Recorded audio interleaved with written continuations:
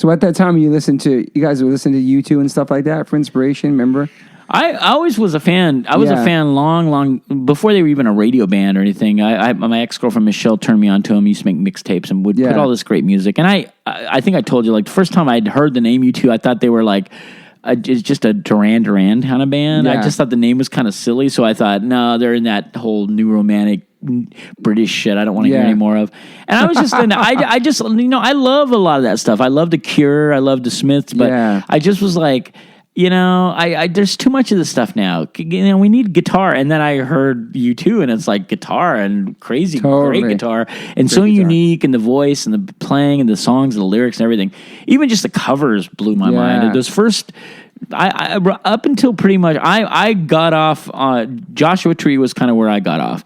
After the movie came out, I saw the movie, and I was just like, okay, I'm done. Rather than him, I'd seen him in the stadium on the Joshua Tree tour, and they were great, but it was just something was missing. And I'd seen a couple shows where they were it was smaller places, and I couldn't even believe how amazing that band was. It was like the Bad Brains. There's something that I can't even explain happened. And so I was just like, yeah, I'm done. But yeah, I wanted to, so I was disillusioned a little bit with just punk rock and hardcore. I loved it, but I was done with it. 7 Seconds, if Steve and Troy were leaving and we were having all this stuff, I'm like, maybe it's not working. So I started writing this stuff that I thought would be for another band. Yeah. And in my mind, it was like as equally as inspired by bands like Husker Du and R.E.M. as it was U2. I didn't even notice that my voice, I was singing more, which I could always do. I just didn't in punk rock. Yeah, it's interesting. And so I was just, but the influences were coming out, and I didn't really pay that much attention because it wasn't like something that I knew. I didn't have a grasp of what I wanted to do with it. Yeah. And then we would just introduce it. I'd introduce some of the stuff at practice, or they'd hear it and they'd go, let's try that song. And I'm like, all right. So a lot of that material was the stuff that ended up like The Inside and Opinion of Feelings. Those songs were... And here's the funny thing. I still thought that stuff was just punk. I was like, it's just melodic punk. Me too, man. I didn't really go... people, they'll say like, you guys changed. You guys kind of turned into this... You guys stopped being punk for a while. I'm like, you have to understand, we didn't have it in our heads that we were stopping being punk. Yeah. Like, we just thought we were doing another vein of hardcore punk rock. Yeah, totally. And it was naive, but I did think, hey, we're doing what we want to do and stuff. And once the band loved it, I was like, well, fuck, if we all love this, let's just fuck it. We'll be 7 Seconds. Yeah. And it in a way, it was like perfect timing because, again, the shows were the most violent that we've seen. And I got tired of just playing these fast melodic songs and having to like play about 15 seconds of it and then stopping and saying, oh, please guys, stop fighting, this is bullshit. This is not a soundtrack for violence. This is not a soundtrack of violence and stuff. So so everything was just like focused on let's just go different. I don't think we never talked about it.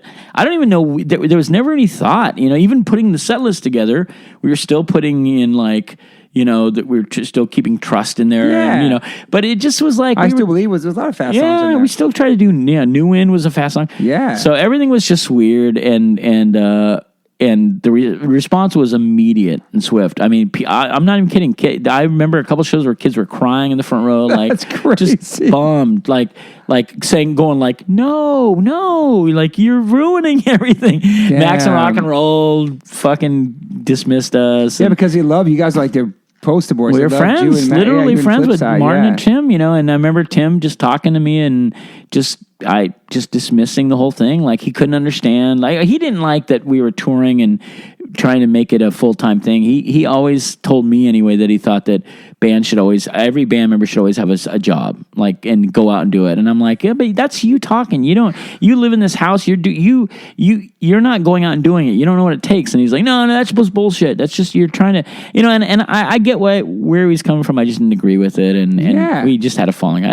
I regret that because we never had a nice way of... I never got to talk to him and tell him how much I appreciated him before he died. And I did. Yeah. I respect him. I mean, he fucking Max and Rock and Roll and Gilman, those are two huge things that he gifted the community, For sure. I mean, you know, he was an amazing person. It kills me that I never got to make peace with him, really, you know. And it wasn't anything heavy. What year did he pass away? Do you remember? Was it? I don't remember. It was I heard about it long after, and we hadn't been in touch. The last words I had, we were staying at Max Rock and Roll, and we weren't even playing. My girlfriend and I and Jason, some friends of ours, we stayed at Max Rock and Roll. We were going to see REM at the Oakland Coliseum, and then the next night, U2 at the Oakland Stadium. Sick. And I was wearing an REM T-shirt, and he just gave me shit. He was like, "Why are you wearing that?" And, and I was like, "Damn, why do you care? Why do you care what I, you know?" Like, it's major label bullshit. And I was like, Ramones and Sex was wrong, you know, like the whole argument. Clash too, yeah. And it just was stupid. And I was just like, I don't want to have this conversation, you know, like. What year was that? 80s? That would have been 87. Because that was like DC had like Soulside, Dag Nasty, Yeah. Swizz, Marginal Man, Government Issue. All those bands who had melody too. They did, but you know the difference with those bands is they still recorded it in your ear, and they still had that raw feel. We went into we were recording at a couple different studios. Yeah, we went to Radio like the stuff that we recorded with Ian still has that DC feel. But then we recorded Radio Tokyo here in LA or Venice. And it was just, you know, I think the Minutemen recorded their Jane's Addiction recorded it, and it was like a different thing. You know, the guy was messing with the reverb. I didn't have confidence in the studio at the time. Like now I know what I'm doing, whereas then I wouldn't even think about touching a fader. You know, like I was like. I didn't have the confidence. I didn't know how to communicate with an engineer. You know, I was intimidated. So a lot of times I'd hear something and just go, "Are you sure you want?" Okay, you know, like I wouldn't say anything, and none of the other guys cared that much. Like for me, it was like I was always a producer in waiting. Like I always wanted to be more a part of the process. I just didn't know the technical shit. Yeah, and. So that was kind of a bummer. I would love to remix. Like I love New In, but I wish we could remix it. I wish we should do that sometime.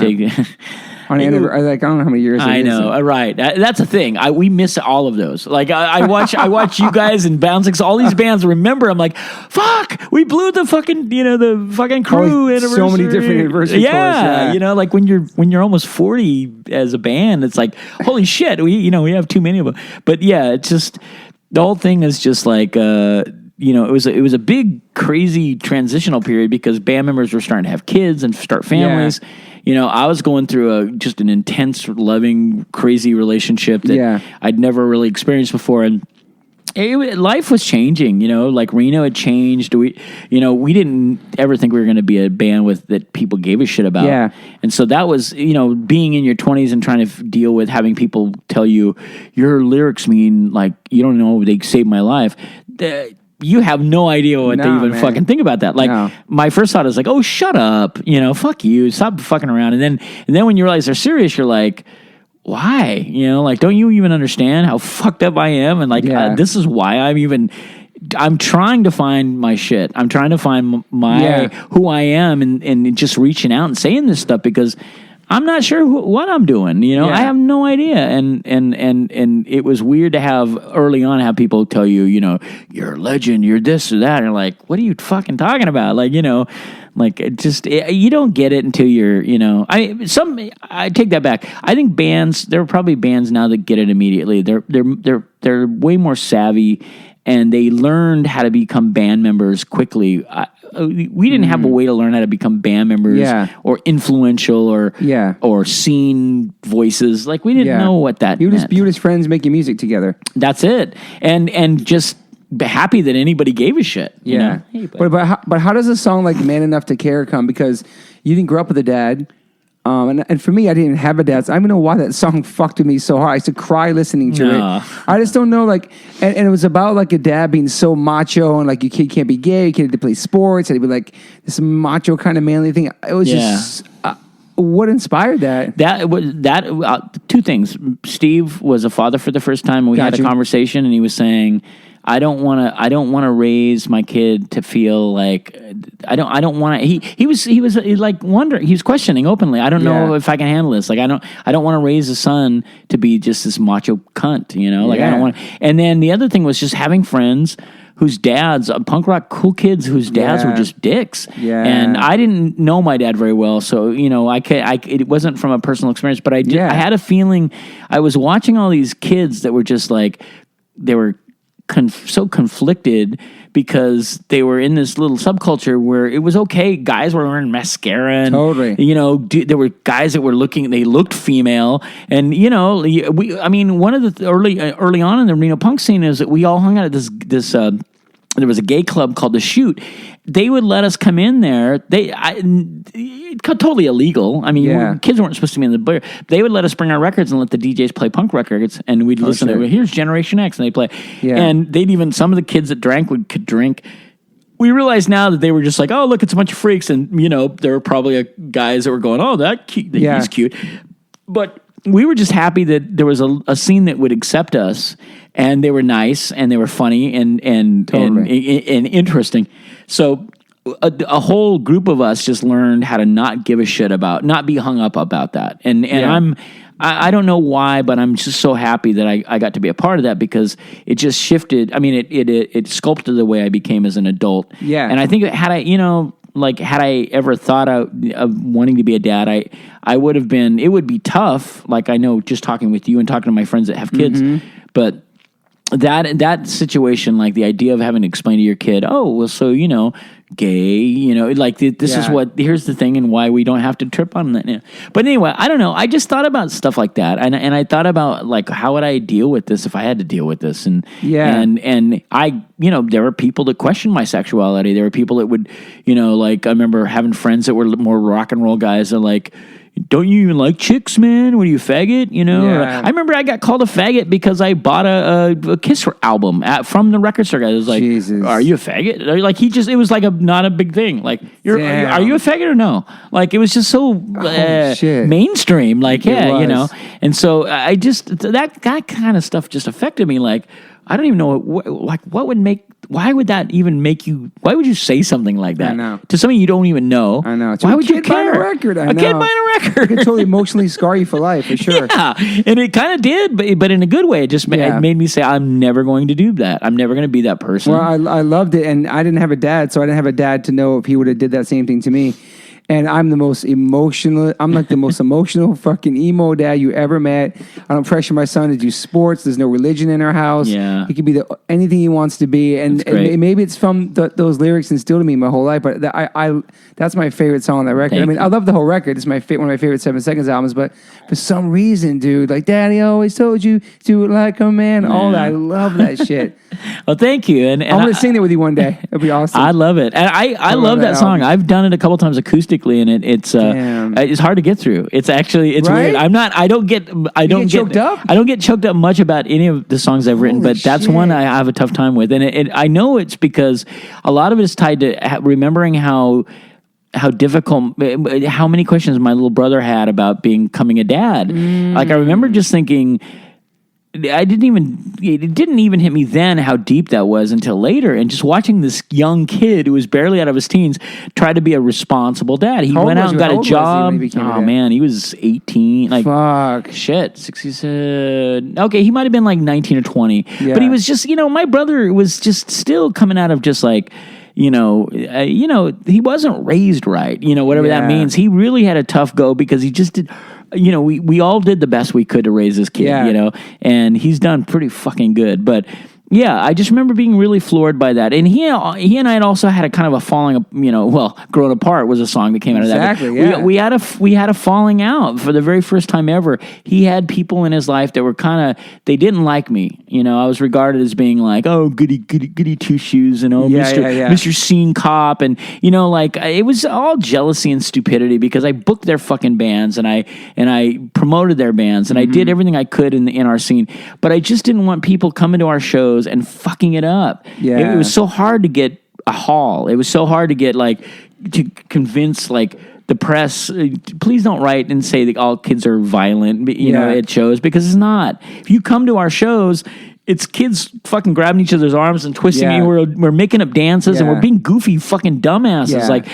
This is the only thing we have. We don't have anything else. We don't want to go hang out at a shopping mall for 7 hours and just fucking veg. We don't want to go cruise. We want to just find something that's full of life, And it just, everything that anybody did that would just, destroy, whether it's alcohol or violence, I took it personally. I just did. And I was vocal about it. And I made enemies that I didn't even know I had. And they immediately tried to get my brother into that. They were like, come to the dark side. Yeah. And it was true. It's true. Over the years, through various friends, they were like, oh man, they hated you, man. It was like a fucking tug of war for the soul of Steve Youth, Because you actually cared about your brother and his well-being. I was worried about I was worried about how hard he was trying to just be a man and trying to live his life and fighting. He just told me then, and he goes, dude, I didn't even drink until I was 24 years old. 20, like that's a late start. Totally. And it's true. He didn't. Yeah. He didn't have any interest in it. But all of a sudden, these older fucking assholes were just like, come on, Steve Youth, you're our friend. And there was a little cloud in that because we 7 Seconds were the only thing in Reno at the time. And they just thought that they won. They this group of shitty fucking hateful punk rockers thought that they won the war that didn't exist, and I'm like, what the fuck, And meanwhile, I'm calling him and going over there trying to, knock on his door to make sure he's okay. And I was his big brother. He didn't want to hear that at that point. Yeah. He was like, you're stay out of my life, I'm not under your shadow anymore. And it's like, I got it. It hurt me to no end, but I got it. And I just had to suck it up. I had to fucking, and so everything came out in writing and art. It was just that's all I got. If I bitch about it and talk shit, it's just going to get back and make it worse. I don't want to do that. I just want to turn it into something like I want to embrace whatever artist I am and just turn it all into that. And that way it's at least I'm creating something, Do you feel like some of those lyrics on New One were like some of your most personal lyrics? Oh, maybe? Absolutely. Yeah.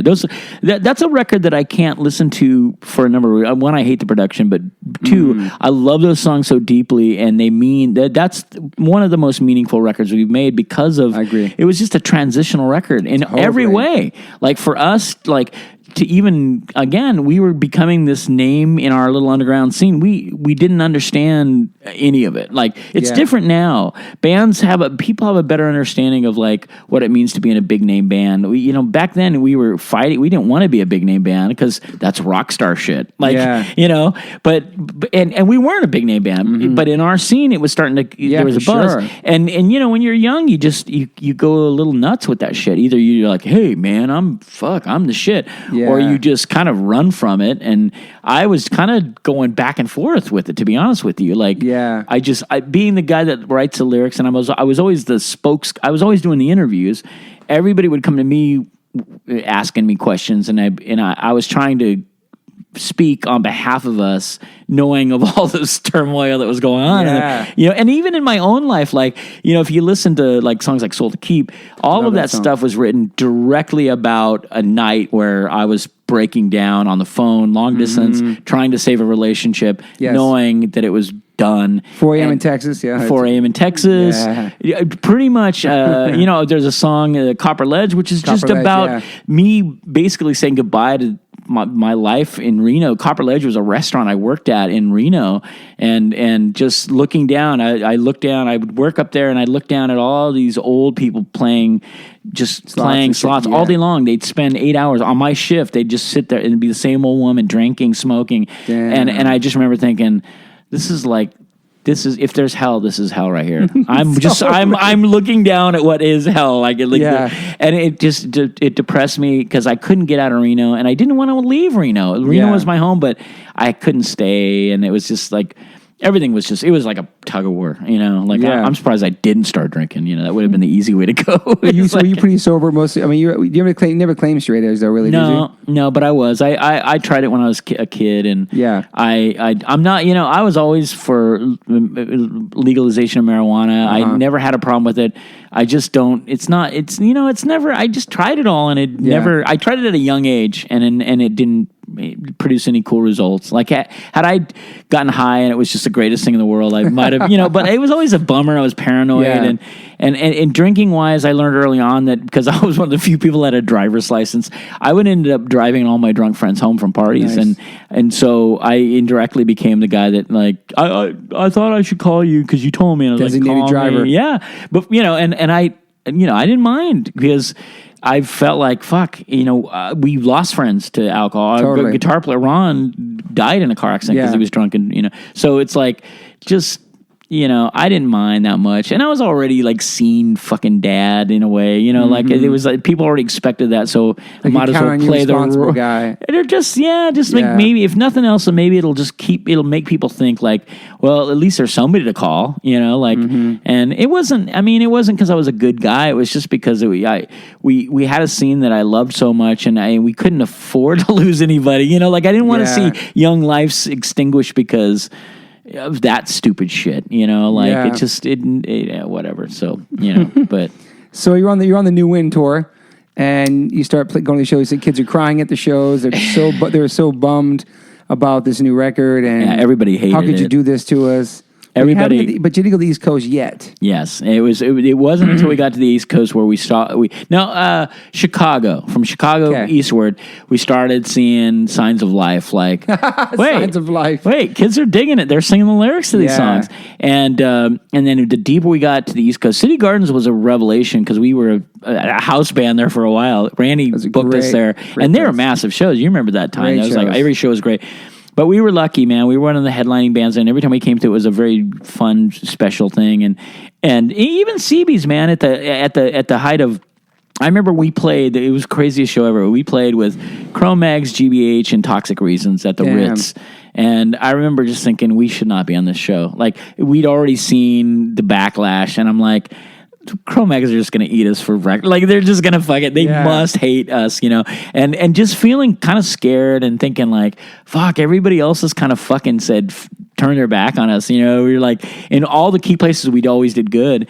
And there wasn't really, we didn't have a lot of people on, at that point, vocally rooting us on. It was like, what are you guys doing? Kind of thing. And so we were like, this probably is the last tour where nobody's, we're not going to survive this. But yeah, we got to New York and we played and it was such a great fucking show. Roger was actually working security that day. He was right in front of me. And the Cro-Mags, I remember John came up and said, I had never met John. I had met Harley years behind. And he goes, man, brother, like he shook his hand. He's like, love what you're doing. And I was like, that's fucking great, man. At least it's good to know that, these New York guys They did, we love the records out there, fuck, later on, just touring with Sick of It All and touring with some of these guys, everybody was like, my favorite record is like Soul for I'm like, what? Ourselves, all that Ourselves, shit, So, but we didn't learn that stuff till later. And meanwhile, there was this new slew of fans that were younger that didn't necessarily care about Skins, Brains, and Guts and all that stuff, who got into us at that era and who fucking loved that stuff, went nuts for it, and really tapped into something to them, and they really related to it, and we just started getting, all of a sudden, I got home and there was all this fucking letters. People were like, man, I love, it really hit me so deeply, and, I was awesome, crying, and then we're like, obviously it's before emo was sort of a thing, but I was like, what are we, like an emo band out of DC? I didn't really know what, how to take it or whatever. Summer of Love, whatever that was. Revolution Summer. Yeah, I mean, it was just, well, that was, because all of that stuff was kind of happening in these pockets, and everybody was kind of there was a shift. Like, some bands were going in this funk direction or going metal, and then there was these other bands that were kind of just doing this melodic, crazy, weird shit. And I think we all I've talked to everybody from Soulside guys, Dagnasty, Kingfay. Everybody was like, we just thought it was just an extension of punk rock. And it was. It was. Whether you like it or not, the guy in the leather jacket with the studs might not agree, but that's really what it was. Yeah. I mean, we learned from the bands that we, Minutemen, Big Boy, all these bands that were doing they were testing shit out and trying new things. Yeah. They were as punk as it got, Totally. And you can't not say that, Yeah. So after that, Praise came out, right? Praise came out in '87. That was before Ourselves. Yeah, and that was we were on tour and recorded in Minneapolis, and it was kind of a quickly, and not kind of. It was that we had one day to do it. My voice was shot, tour just destroyed, and we had played the night before at Fifth or First Avenue, and we had no business going to the studio and trying to record. But I love that. Right? It was an EP or 7-inch EP or something, right? Yeah, it was And that was almost another level from New In, too. That was getting into the Ourselves realm. That's right. Steve was out of the band for a while, and our friend Joe came out with us, and it was the most, we was really musical. Bobby was playing some crazy shit. He was playing through effects, which we really never did a lot of. And it was just, again, another transitional thing, that just we just were doing, I don't know. Experimental shit. Yeah, just playing stuff. Yeah. I love it. What was the other song on there? Fighting Night for Freedom. Oh, Catching, which was a really at that time that became a real staple in the live set. Catching was really great. I love that stuff, and that was the first we did that all on Positive Force. That's right. We weren't on BYO or anything. Right. So it really wasn't a great distributed record. We did it. Was that Mark from DC? Is that his label? Positive Force? No, that was my label. Oh, okay, I started Positive Force, and then Mark just turned it into something totally different. Initially, Positive Force started. We started Positive Force in Reno as a organization. Like we did shows and food drives, and we did benefits. And then some kids in Vegas wrote me and said, "We want to start a Positive Force and chapter there." Yeah. So then it kind of there was one in Chicago, DC. DC was the one that stuck. Mark was so dedicated, and he just took it to a whole different level. Too. He's great. Mark is awesome. I mean, Mark did what I would have loved to have done if I would have been smarter and more determined. Like he took it to that level. And he was also, DC again, DC is such a beautiful, amazing scene. Think of what has happened just in terms of activism, music. I mean, it's, again, you can't fuck with that shit. You can't, But yeah, so we put that on Positive Force, and then the whole time we were just touring so much. Yeah, we just toured. Yeah. And Steve came back, and Bobby stayed, and then ourselves. I think we had a little bit of a break. We signed with Restless Records, which was a big deal because we'd been at that point. We were starting to get courted by major labels like Warner Brothers, and somebody at Geffen was coming out to Reno. People were coming to Reno to take us out to dinner, and we were going for the free dinner. We didn't give a shit about that. But at that point, also, I was like, no, I didn't know what to do with this because I'm like, I don't even know if we're a punk band. Are we a hardcore band? Are we, And so I was like saying, let's just listen to these people. Maybe if they love us and they want to do something with us, and we believe that, then maybe this is what we should do, because the BYO thing was starting to kind of peter out. They did a great job, but it was the things, it was starting to, we were growing apart a little bit. And, we didn't have any other options. There weren't like any. I think Epitaph was happening, but Epitaph hadn't started really signing bands like they did. Yeah.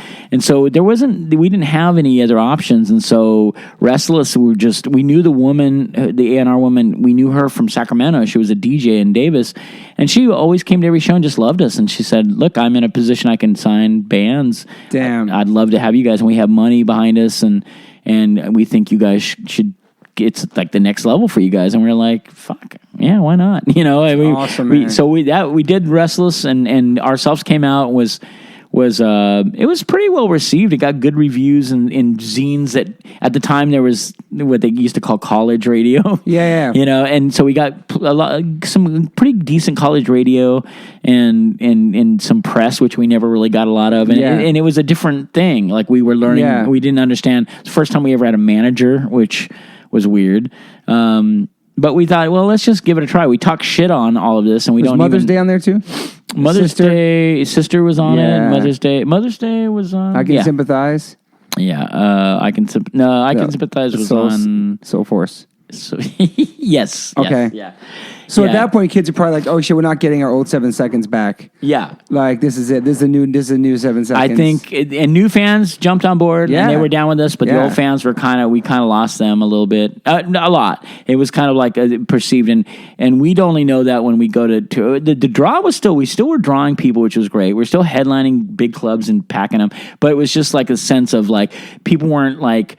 The energy was different. Like people were now just watching us a little bit, which was strange. Were you bummed? Did it bum you out? Yeah. We all we wanted was just kids on stage and singing along with us. That's all we built ourselves on that. So it was a whole different thing. But then it was like, fuck. Now we can just try and focus on trying to play these songs right, and we can sing, and we can get, and we don't have kids that are fucking jamming their elbow and I'm like fucking nuts, and it's like there was a bit of a little break in a way, and I'm not gonna say I liked it, but it was a nice. We tried it. We wanted to see what that was like, and all of a sudden we were playing venues with legitimate like promoters, like bigger name promoters were bidding for us to play instead of having like a little. So it was interesting to see what was happening, and we were watching other friends of ours in other bands. You know, we had like at that tour ourselves. We went out with the Circle Jerks in '88 and did a co-headlining thing. Yeah. And that was a blast. I mean, it was fun to watch them. Just they were just goofballs, but their business was just tight. On point. You know? Was that Circle Jerks 5 album maybe? Because they had a little crossover thing. Wonderful, I think is okay. Yeah, Wonderful might have. I know they were playing a lot of stuff off of that. Yeah, and we just got along really well with them. We didn't know if we would or not. We knew Keith, and we knew Hetson, but we didn't know if we'd get along, and everybody got along really well. And even though we were doing what we were doing, they were kind of doing some metal stuff a little bit. So it was a different thing, but the crowds were out. Both bands got a lot of energy, and it was a really nice tour. It was a long one. It was a North American. We did the whole country and Canada, and it was pretty long. We get mail. We get letters in the mail. Like what happened to? Like you guys changed? What people were saying? Oh yeah. And there were letters in Maxim Rock and Roll about it. Like people like, oh, let's just hope that some great band doesn't turn into a 7 Seconds and change. But we were also like other bands were getting dogged too. Like Gangrene crossed over. Dag Nasty got shit. Yeah, I mean, for Field Day. Yeah, there's a bunch of shit. Yeah, even Ian got shit about Embrace, and I remember kids were just like, "Fuck me." I love Embrace so much. Of course, yeah, it's amazing. I love Egg Hunt. There's nothing really that I like Pillhead. All of it. Skewbald. Skewbald. But I mean, it's like, it just, people were getting shit on from the punky lead. And you know what? It wasn't that surprising. I mean, we did the same thing with bands before that, like fucking sell out, I mean, maybe not this, but there were, when you have a band that you think is your band and then you have to share it with a bunch of other people, it sucks. You're not playing with 10 people in my basement anymore. Fuck you, sellouts. Yeah, nobody wants to share their favorite bands, I think from me looking on the outside perspective as a fan of 7 Seconds All the Records, I thought I didn't see really anything wrong with it. I didn't see sellouts. I didn't think any of that. I love the band. I love the transformation. I loved the new one. But you're like a real music fan. Yeah, you listen to everything, and that's rare, I think, to be honest with you. But you turned me on to you too. Oh yeah. So thank you for that, and thank you, Freddie Madball, who played me Coldplay. He turned me on to Coldplay. That's great. I love that more than anything. Nobody would ever think about Freddie Madball. It's like we're on the Hazen Street tour. I was like, "Yo, bud, check this out." Yeah, that's awesome. And he gave me like parachutes or something. I was like, "Oh my god." So Kevin Seconds for you two, and Freddie Madball for Coldplay. That's my favorite. But people just think like you're in this hardcore band, like you only listen to hardcore. That's all you like, and you have these blinders on, and you listen to the demos all day. But it's like when you play it and you live it. You want to listen to other shit, Bob Marley, all kinds of shit. Oh my god! Even to this day, we don't really we stopped playing music loudly in the van. It was like, put your headphones on, But on tour, it would be fucking seriously Madonna, Trouble Funk from DC, fucking just weird, dude. Fucking were the three Bananarama, Sugar Cubes, Sugar. I mean, it was just like a mixture of Steve brought in the more he just all of a sudden went from being like this little pop kid to like metal. So all of a sudden we had like Slayer in the mix, and Troy was listening. Troy worships the Police, so the Police were in there. Bobby was doing. I mean, it was like everybody was bringing shit in there, so we were influenced by all of it, 100%. No matter whether we liked it or not. And a lot of it didn't come out in our music, but the stuff that did, it's like, I can live with it. I don't have a problem with it. I'm never ashamed of anything we did ever. Yeah. People talk to me like, oh man, yeah, I know you guys had it. And like I'm embarrassed. I'm like, I'm not embarrassed by it. The only reason we never could. Over the last 10 years, more requests have been for that material than anything. Yeah. People knew that we were going to come out. People know when they come and see us, so we'll do Young Tall I Dan. Yeah. But when we kick in with Somebody Help Me Scream or like something, people are like, holy fucking shit! Like I can't even believe you did it. I had to take a photo of the set list just to make sure that like so. And we even had people like, why don't you just do a tour where you come in and do like do major cities and just do that and do it. And we could have. And we probably make a shitload of money and but we could just never get together. It was always hard for us to get together. They live in Reno, I live in Sac. Yeah. It's not that far, but it's far enough. Yeah.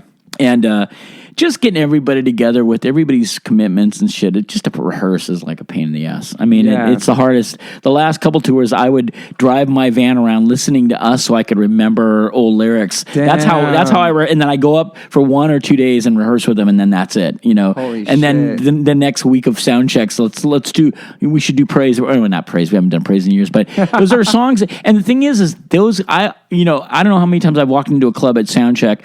They're setting up, and I sit in the van or go do something, and I come back, and they're playing do do do do do. They're playing it flawlessly. Like they could still play all of that shit. They remember it, but Awesome. I'm the weak link. I like remembering the lyrics is just like there's just so many lyrics, and I've always crammed so many lyrics and lines. It's just like holy fuck, man! I'd have to read for a day, just to remember. And it's not because I don't love them. It's just that we just stop playing them after a while, I know. So here you are thinking New Wind's going to be the end of everything, and then Praise comes out, and then Ourselves comes out, and it's this whole new thing. So it's like a whole new band. But we didn't recognize that until much later, and then also because promoters would go, wow, like in weird places like Florida, somewhere in Florida, or like Phoenix or something. They'd go like, I love that last album. I'm like, really? This is. I don't know. So yeah, we were just. It was all every tour was always there. I think for the last 35 years, we probably were like, "Fuck, this is probably where we fucked ourselves." Like that record probably is just gonna. The Soul First Revolution, oddly enough, amazing record. It charted in Billboard, which was crazy. How soon was that after Ourselves? Like a year, maybe? Yeah, it was 89. So 90. So it was almost 2 years. Yeah. 89, 90. We recorded in 89, and that was a crazy record because I was going through breakup with I had a long distance relationship with my girlfriend. That's 4 a.m. in Texas. That and so forth.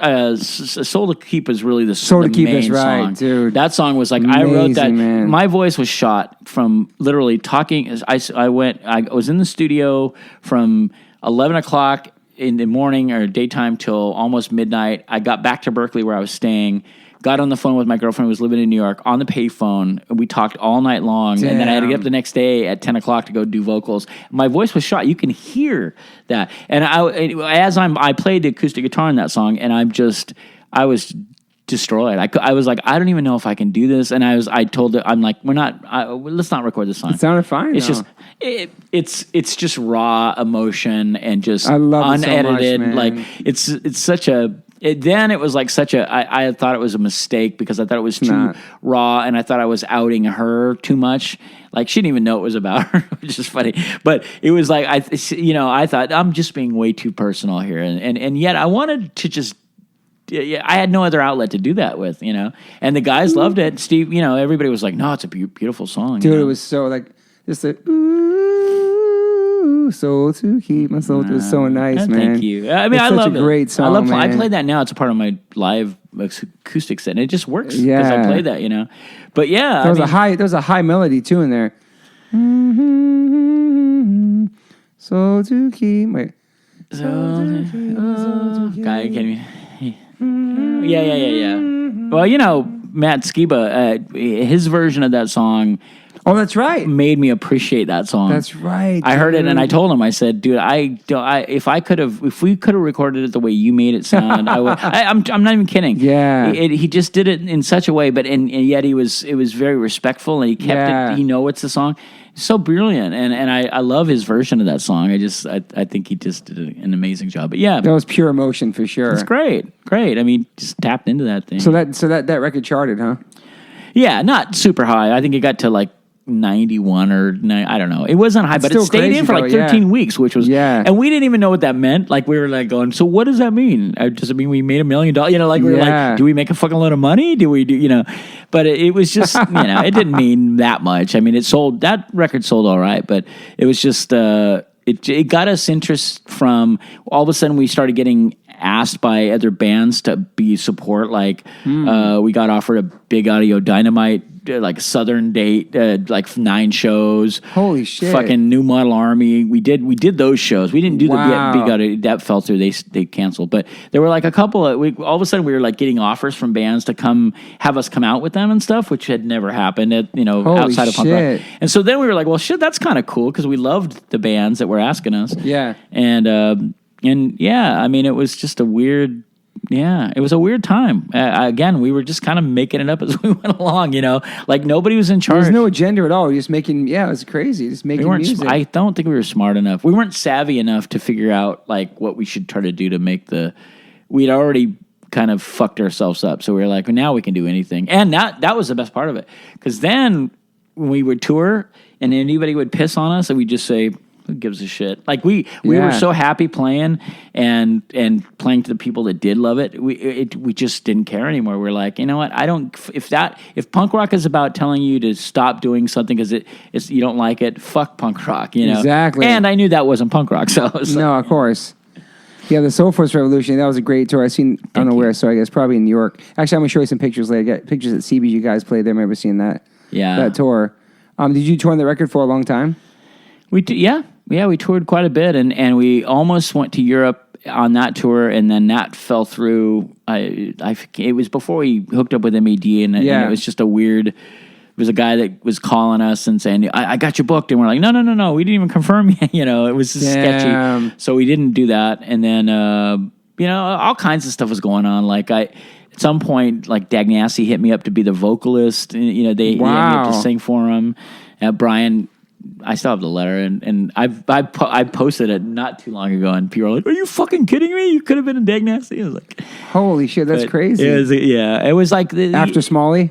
It was right after Smalley left, and then they hadn't gotten Pete yet, and then Brian wrote me on Dagnasty letterhead and just said, "Holy shit, we just happen to have a spot at the Dag House. I know you love." They knew I love DC. I love DC, and they said, you've talked about wanting to live out here, and maybe this is nothing against 7 Seconds, but maybe this is the time. And I was honored because Brian Baker's one of the greatest guitar players ever. Yeah, he's amazing, and I love DC and Ian and stuff. But I was just like, I just loved the 7 Seconds so much. I just. Plus, I'm not even though I don't think I'm myself as a great leader. I have to have my hand in everything, and I don't want to deal with another. I don't even know if I feel like I have a huge ego, but I don't want to have to deal with another ego. It's like I like finding people that my best situation is being with people who just love their craft, love playing music. Totally. And then let me write and let me just do my thing. And I'll do it respectfully. I'll never do anything. I'll do everything I can and not put you in an awkward, fucked up situation. Yeah. I hope we can just trust each other. And that's always happened in 7 Seconds, even at our worst, which is probably why we stuck around as long as we did. That's, you can't, it's hard to find. You have it, like when you have that thing, it's hard to work beyond that with anybody else. I've tried. It's hard. I've tried. But. So after Soul Force, what came after that? Then we had a break. For a while. I wanted off Restless Records, and we lost the girl that had brought us in and left. Okay, yeah. And I just wanted off. We were just another. They were starting to sign. Like they signed Social Distortion. They signed Dead Milkman. They had all these big name bands, and even though we were doing well and we were being told we were selling records, we just couldn't get enough we couldn't get people to answer calls. We couldn't get tour support. And it was like, what's the point of selling records if you guys just ignore us? Yeah. So I just got sick of it, and we were touring. We were just exhausted, and everybody had really just gotten out of bad relationships, and I just said, fuck, let's just take a break. And then I think at some point we were talking and we got into a fight, and I said, well, fuck it, let's just break up. We don't need to be doing this. And Steve and I had a falling out, and was it like 91 or something? 90, between 90 and 91. And I was just like, I also was like, I just felt like, no matter what I said or what we did, I was still that fucking skinny kid with black hair with black under my eyes. Like I was like, oh, I'm a fucking cartoon now. This is great. Mm. Like this is what I want. And people were just the way everybody was talking to us, and I was like, I guess I was a pretentious artist asshole before I even admitted. I wanted to be connected to the art of it, whatever that fucking means. And everything I do, I want it to be art. I don't know why. I just want it. I want it to feel like it's got more going on than it does. And so I just started to get upset, and there was everything was just crazy. And we had so much drama with white power skinheads all over the place. Even in those stages of.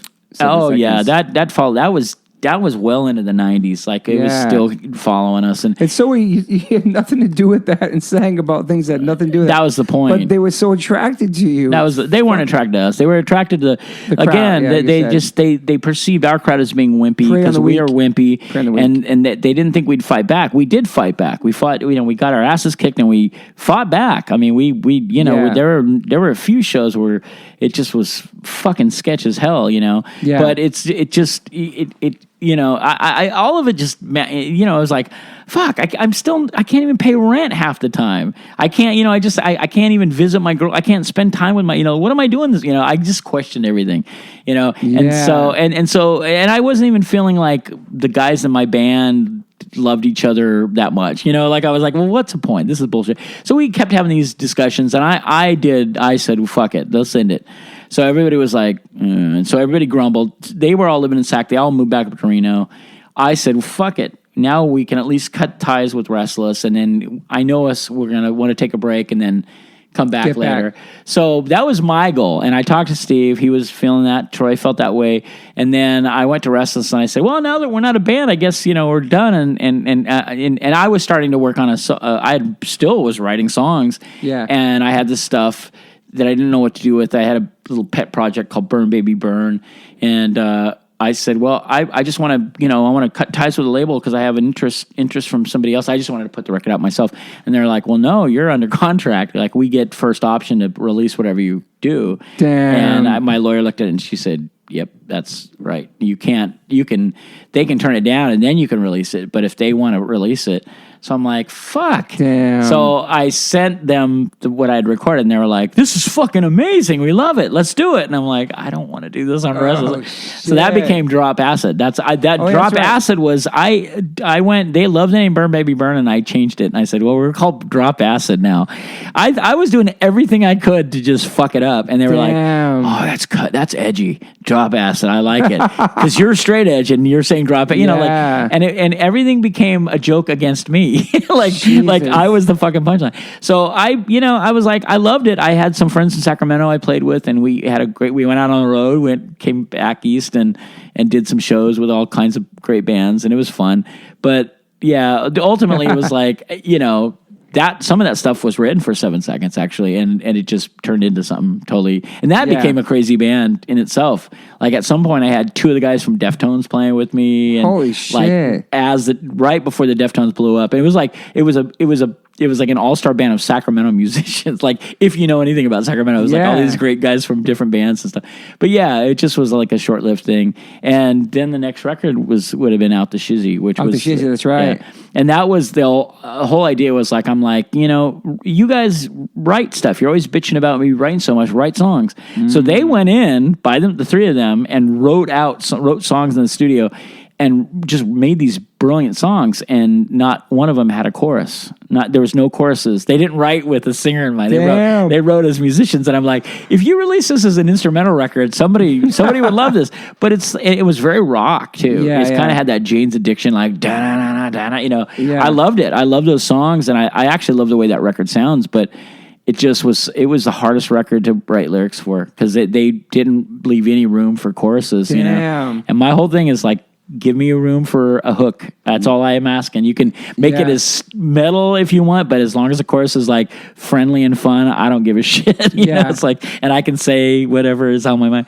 And that was a tough record to make, but. And that was like, how long is that after Soul Force? That was couple years. That was 93. That was Allison and I had started dating, and between Drop Acid and that's right when I met Allison and we started dating, and I was just like, I didn't want to go anywhere. I just wanted to be in Sacramento with her. And she was going to school. She had just started college. So everything was kind of crazy and on a personal level, but we made the record and it was fun. And we did that on Cargo. And Cargo? Yeah. Positively. Yeah. Is that something again? I'm paused for a second. Yeah. What is that? Is it what was it? Right? Yeah. And what year was that? 90, I think that was 93, 94 when it came out. And that was on Cargo. And that was just, things were kind of, I don't know, we were starting to get, everybody was sort of excited to tour again. We kind of didn't tour for a couple of years, I think. What was the reaction to that record after Soul Force, though? It wasn't. I mean, it was okay.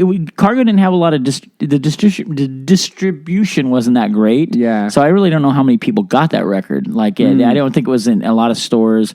But it that kind of was like that record did really well. Like, and when we went to Europe, everybody was requesting songs from that record. That's cool. And I think it was because it had a little rockin' edge, like that, and everybody was into like. I don't know if Rage Against Me. I don't. Rage was out, but it had that kind of, it had that kind of thing. And I think kids really loved that. Jane's shit. Addiction too. I think. Jane's Addiction. Yeah. So I think kids were just in. You could bounce to it, as opposed to just thrash or whatever. Yeah, and then what was after that one? Because we did that tour in '99, so. That had been two more before after that. Oh no, because we did it was Side One Dummy out after the that. Shizzy, and then we did there was a couple like comps. We took back our first 2 7-inches, and we made that record. And then there was a record that got made that when we were Jello Biafra wanted us to record a full album on Alternative Tentacles. Oh shit! In '81 or '82. And called United We Stand, and they didn't have the money. It was before the Alternative Tentacles had any real money, and so we recorded 18 songs, and they never got used. So a lot of that stuff ended up on the crew, but then there were songs that never did, they didn't end up anywhere. So we released that as it was and mixed, and then that was just like, B-sides or whatever. Yeah. And then the next record after the Shizzy would have been, was it? Because you did more than one side one. No. So shit. So then we toured, and then we were like, we hated being on Cargo, and I again addressed maybe let's do our own label. Why don't we can save some money. We can do this, and there was still this thing where you could reach out to distributors and do that stuff. And they didn't want to do it. They didn't want to put the guys in the band didn't want to do anything. They don't want to do work, and they didn't trust me enough to like be the label guy to do stuff. Which I don't. Yeah. I can't say I would have been great. But so then we were like, well, fuck. How are we going to put a record out? And that was when 94-ish. The punk fucking explosion happened. That's when we first started, 94. Yeah. Right. Yeah. And all of a sudden, and we were just being us, touring and just touring on, but then all of a sudden it was like, Rancid, Green Day hit, Rancid, Offspring, all of this crazy commercial stuff, and it was just everywhere. And all of a sudden it was like label people were just coming up to us at our shows. Hi, I'm so and so A&R from blah blah blah. We should talk. I'm like, about what? Like, we're an old band. What can you possibly do for us? What can we do for you? And so then it became a funny thing because it was happening enough to where we were like, are you fucking kidding me? We've been around, so what, that's 94. We've been around over, like we're way, the shelf life is kind of done, and we've already gone through like, well, people adored us and then they hated us. And so we were just doing our thing. And then, so then we were like courting, all of a sudden we were courting major labels. Damn. Oh, and that's when I went, I know what happened. So then we went, and Steve was talking to Fat Mike, and he said, why don't you put a 7 Seconds record out? And he's like, I wouldn't know what to do with you guys. And we're like, fuck, Fat Mike doesn't know what to do with us, and that's a tough thing.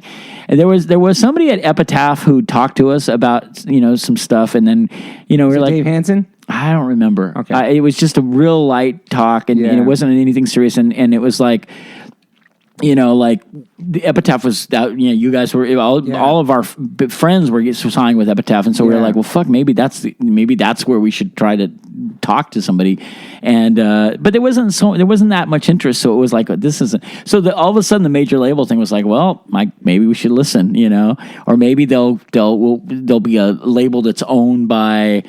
That has money with majors that, So we started thinking about like anything to keep us together so we could tour, and we were broke. We had no money. We couldn't buy a new van. We couldn't buy gear. Was there ever a time in 7 Seconds career you guys are making money and not working? Well, I never was working during the time. I mean, we toured so much that's why. Yeah. But we'd come home, and if we stayed home for longer than a month, it'd be like, money. Fuck, we got, and I was good with, I'd save up I'd get money and I'd stash it, and I'm like, all right, there's rent for 4 months. There's, like I was really good about it. Like That's awesome. I'm like that. If I get a chunk of money, I just put it, okay, there's the envelope for rent for the next, there's the, So, but everybody else was doing their own thing and just blowing it. Steve had kids and shit, and just, Bobby was buying Les Paul, like another Les Paul he didn't need. It was just stupid, So, yeah.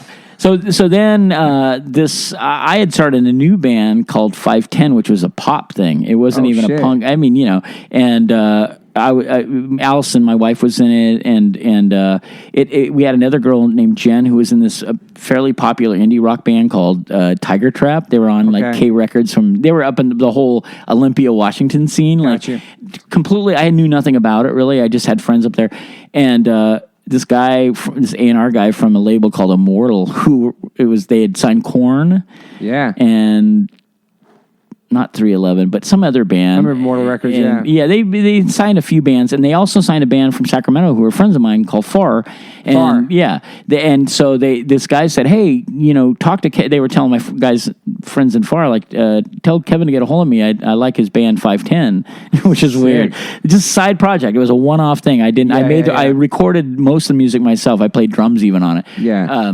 But we toured. We went out on the road and did a thing. It was fun. But anyway, they were interested in that. And then when the guy found out that 7 Seconds had a label, he's like, holy shit, maybe we could sign 510 and 7 Seconds. Mm-hmm. So they started courting 7 Seconds, and we did the same thing. We went out and ate for free. Of course. And then like they even flew Troy and I down here and we put us up at a hotel on Sunset Strip. It was crazy.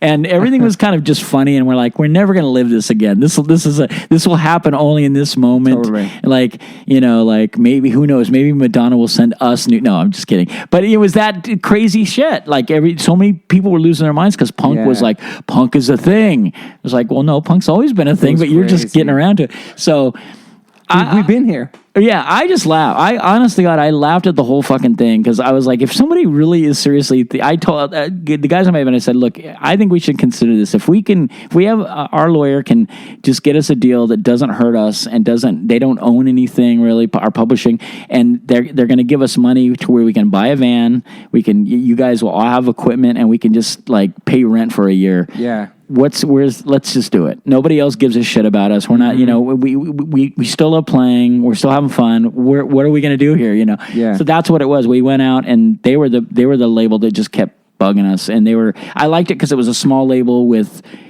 Sony money behind them. Money, yeah. So I was like, we talk shit about major labels. We don't know what we did that with Warped Tour. We talked shit for years about it, and they were like, then we did let's just do fun. it. I mean, then now afterwards we can talk shit because we did it. We tried it, Yeah. But it's like, the whole thing was just crazy, and we got signed. They gave us way more money than they needed to. We were on it for a year. The record didn't do that great, which we knew it wouldn't, not compared to what they wanted. Yeah. And we said it, like we kind of fucked ourselves. They wanted us to come to LA and record with the producer. They wanted us to do a video with the dude that did he was a well-known hip hop guy, or did the hip hop videos. Really? Anyway, it was a guy that had like one name that was just getting a start, and he's done since then. He's become a big deal, but they had all this big thing, and we're like, it doesn't sound like us. Like, we were back to a 3-piece too, by the way. I started playing guitar and singing again, so we were having more fun on the road because it was just the three of us in a van. Damn. With a roadie and no hassles. Like it was loose as fuck because I was playing guitar and singing, but it was just fun and punk rock. And yet a major label was courting us. I'm like, that's crazy. What a weird. Who would have thought? So we just went with it. And the guy that we had, the A&R guy, he loved it, and he was really cool. And he was calling. He kind of became a friend, which is nice. Yeah. And so the record came out, and we did a bunch of weird shit that we never did before, like playing radio shows where it was like us and Korn and X, and like it would just be No Doubt. We played. I remember we played in Santa Barbara at this big thing, and we said, let's just do it and let's see what happens. So we got flown out to, what was the thing out? CMJ. Remember CMJ? CMJ, yeah. College Music Journal, yeah. Yeah, and we're playing at Coney Island High, and Great it's club. Packed, but there's no punk rockers. There's no kids. There's nobody that's fans. Our fans couldn't even get in. Okay. It was all industry people with badges. And just as I'm stretching, it's just as I'm getting ready to go on stage, the A&R guy goes, "Hey, Kevin, you got to introduce." This is like the vice president of, like, it was a big guy at Sony, and I'm like, "Hey, man, I'm getting ready to go on stage right now. Let's wait. Like, you're not supposed to do that kind of shit." Yeah. And I turned this guy off, and whatever. But I didn't I'm going on stage. Like, what the fuck, man? Like, what do you gotta? You don't give a shit about. It's not like you'll never remember this night. So everything was goofy, but. the best part of this whole thing is that once we knew the album was done and it had its life, the guy said, we talked to him and he said, well, what do you think? And he's like, well, Sony's not interested in distributing if we do another one, but Virgin's interested. And we were like, holy shit, fuck this shit. This is so stupid. And like, what makes sense? Nothing. Yeah. Why would Virgin like it? And, so then we were like, all right. So we had an attorney and he said, please get us out of this. Like, we'd rather not be dumped, like, because a bunch of bands got signed. Yeah, all of these bands got signed and then dumped within a year. Like everybody was doing that. I'm like, if we Orange could just 9, Quicksand, so many bands, like all those bands getting signed at the same time. People from like well-known punk bands were starting new bands to get signed, and they'd play they'd get a buzz, and then that was it. Yeah. And so it was just like, I don't want to be that, like at least we have some legacy, something to show for, like we have a history, whereas a lot of these bands just they don't. So I'm like, let's just try to get out of this. So we did. She got us. The loophole was that they had this, but like they made it look like we didn't have a lot of desire to do music videos really. Mm-hmm. Like, I mean, I know I'm not against them. I just didn't. I just felt like we'd make something cheesy, and I don't want to live with that. So they had they had like a $50,000 video budget. Oh, for sure back then, yeah. Yeah, like for a video. And so she said, well, what I can do. So it ended up being like, we got out of the deal because the label didn't promote it because we didn't make a video, and they didn't make us do a video, which they should have done.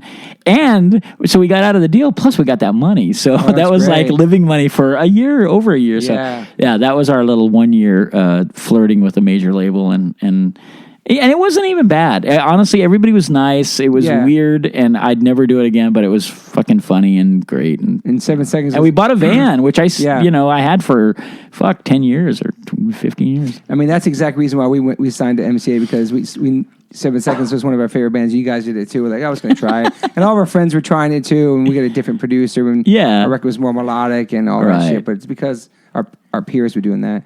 But then what was after that? Because 99 we shared a bus on the Warped Tour. So it was Side One Dummy for sure. That was a great this record. is just too much. There's so much. It's like so from one album to another, there's like no short story. So then we got out of that thing. We were like just kind of, we were still touring. I think somebody else had a kid. I don't even remember. And then we were starting to write, more fast songs again, and we were rehearsing a lot of stuff. Steve and Troy Steve was writing more stuff. Bobby was back in the band, and so we were just having more fun with the energy. I'd lost a bunch of weight, so I was having more fun jumping around, like I couldn't do for a long time. So then it was like, it just, everybody felt like this. We still felt young and energetic. Like, I'm like, oh, we're doing pretty good for a bunch of older guys. If we're having fun. You guys in your 40, you in 40. Then, yeah. And that's always been a thing. Like, we always check in with each other. Like, we're having fun, right? This isn't like something where we're just going, let's just do it because we need to pay rent. Like, I always said, like, let's just please be honest about it. Let's not do that. I love that. Like, there's got to be a better way to, like, live life than to just do it. You see these bands and they're playing in shitty clubs in front of 20 people, and they're the legendary bands. Like, they're the best bands at some point. And they're just going through the motions, though, too. It's awful. It's awful. And I said, I don't want to do it. I can't. Not because of just the fans. For us, just in general. We worked too hard. So, we were just like, we didn't really know. Then it was like, okay, well, the major label thing's done. Probably no one's going to touch us because we're like fucking sellouts. And, and then fucking Side One Dummy, man. I ran into Joe Sib, and we were playing at the Cocodrie in San Francisco, this little club, and it was packed, and we were having fun. That was actually, Fat Mike came up and he said, like, dude, you guys are on fire. It's the best I've ever seen you. And I was like, you want to sign? No, I didn't say it. But I didn't say it. But Joseph was there, and he goes, man, we got to talk. And I was like, what, and he's like, no, we're things are going for, we got the labels really happening, because great. And that's when Seb was there, and actually he gave me a copy. You guys, the video, you get a documentary. It was kind of a DVD. It might have been still VHS. Yeah. But was it a tour? Fast in the World DVD. Maybe Yeah, that's what it was. Okay, yeah. And they were just, I knew Joe from when he was a little kid, and we went over there, and everybody was just punk rockers, and I was like, fuck, this is pretty cool, and they just knew, I said, I don't, I know you're not going to, there's no way you can repackage us as being cute or fucking cut, we're not new. We're an old band. Like, let us just be an old band that works our asses off and writes fun, catchy punk rock songs. And we're things are going back into this feeling of like, it's fun to play fast again, Yeah. And they heard I made demos, all these weird 4-track demos where I played fake drums, like I'm just playing on a snare and a kick, Yeah. And I still think those demos, I think those demos are amazing. They sound so raw and fun, but they loved them. They were holy shit, yes, let's just do it. So we signed with them, and it was an easy deal. They just said, look, tell us what you want us to do with you. If you don't want us to push you in this way, we won't do it. We won't try to get you to, and they were great. I mean, dealing with Joe and Bill and those guys, they were cool with us. I mean, I have no complaints. And they got the Warped Tour was sort of an instant thing because they had that connection. And Kevin Lyman, yeah. And they just said, at first they were like, I know you're probably not going to want to do this, but, would you want to be on the Warped Tour? And we're like, fuck it, why not? Because you guys are on it. Yeah. Fucking, we knew that, Dropkick Murphys were on it. Yeah. Lunatics were on it. Avail were on a couple shows. And Agnostic Front. Yeah, I mean, it was one of the last really great, still fully, Eminem and Ice Cube were on it too, but or Ice-T. But it was just a fun thing, and we hadn't done it. And we split a bus. That was nice. Yeah, and that was the other thing. Like, hey, we get to be on a bus. So, like you don't get to do that often. So that was a blast. I mean, we had a great time. It was tough because of just the fucking not knowing from schedule to, remember every morning, okay, what time are we going on? Oh, noon, shit. Or, 5 on the main stage. How crazy, Yeah. But we loved that fucking we got to the point we loved that side stage so much. It was so much fun. And the main stage we had fun with, but we connected more on that smaller bus stage. And I loved it, man. I just, it was a whole different thing. Just being awake at fucking early and playing at noon and just having, just seeing people, punk rockers in the middle of the day. It was fun with you guys. Yeah, all of that. Yeah, and just even like, you and we'd go fucking watch fucking Blink or go run over and watch, Black Eyed Peas or whatever they were. Was there some weird shit on that tour? There was some weird shit on that There was a lot of weird shit. I got into it with Blink, actually. That's right, you did. Because I was calling them out on stage for the fuck. I that whole thing. You speak your mind always, yeah. It was just about that. All it was that thing that they were doing where they were saying, hey, let's see your boobies. That's and then 14-year-old girls were flashing. That's and it was like, you got to be fucking kidding me. Can you imagine if that happened now? No. Like, your career would be completely destroyed. And the thing is I'm not a fucking moralist. I'm not a prude. I'm not like one of those guys that go, bad, that's bad. You shouldn't do that. It's bad, But it was just so wrong. And we'd watch it. And I would just go, this band could do anything they want right now. They're doing so well, and they're fucking, what are they doing? They're fucking encouraging, And another thing, I love those guys. We took them out on one of their earliest U.S. tours. Wow. It wasn't like I didn't like them. I just was like, this is so not cool. I think you spoke to him about it too. I did. Well, so they called me on the bus because they got mad. We were on our bus. Oh shit! And then the road manager goes, "Hey, they'd like to talk to you about because I was saying on stage, my big thing was like, you can come up front, girls can come up front and watch us, and you don't have to fucking show us your tits. Like it's not like you don't have that's that's not your worth to us. Yeah. And hopefully you're watching the Lunatics. And then Lunatics were giving those guys. They were like killing it every night and just rocking it and saying so much funny shit against Eminem and like all the sexist shit then. And I just didn't want to be on that side of shit. I was like, you know what? Hate us. Maybe this will fucking Lyman will hate us because they were his band. But you know what? This is if what's more hardcore or what's more punk rock than just saying, you know what? Some shit just needs to be fucking called out. It wasn't my job. No. I just felt it. And they called me and I talked to them and I said, you know what? I got no beefs and you guys are fucking millionaires and nothing I say even impacts what you like. Nothing I say, people are actually making fun of me for saying shit about you. But it's not because I don't like you. It's just that you guys are in this really amazing position. And they're like, dude, we're doing like the retard thing. And I'm like, yeah, fuck that, So whatever. I'm sure that made enemies, but I didn't give a shit. I had nothing to lose. I know. We were on the tour. I know. It was a short-lived thing. We were like, we were just having fun. We were like summer camp with the H2. Eminem was crazy too, getting booed in different cities and shit before it was huge. The whole thing was crazy. That was pretty amazing. I remember one of my favorite times was just sitting at the fucking Lunchroom? Yeah, just the lunchroom, sitting in the cafeteria, school cafeteria. No, just sitting in the catering and just sitting, just realizing like I was kind of looking at my phone or whatever I had at that Did we time. have phones And back I don't then? know. I Yeah, we think had maybe we phones. did. And then like looking up and realizing that Ice-T was just sitting there eating and just he was shit. looking at his phone and he's like, "Man, how you doing, man?" And we just started. I'm like, "You're fucking Ice-T. Like you're just being a regular dude right now." Just people are eating together. Like Yeah, the thing. yeah. I think that was what Warped Tour kind of was about. Yeah. Right. Well, yeah, and just the barbecue afterwards, like everybody kind of everybody hung out, and Everybody was equal, like hanging out. Yeah, and on that tour alone, it was like I remember, like in Toronto, like a bunch of us went to go fucking see a WWE like thing at the, everybody's like, "Hey, we're done for the day. Let's go fucking do something else." And I'm like, Yeah. it was kind of it was the most vacation-y tour we ever did. That's for sure. I think that's also why they change all the set times for everybody, is to make everybody on That makes sense. Yeah, yeah. I understood that, and I didn't.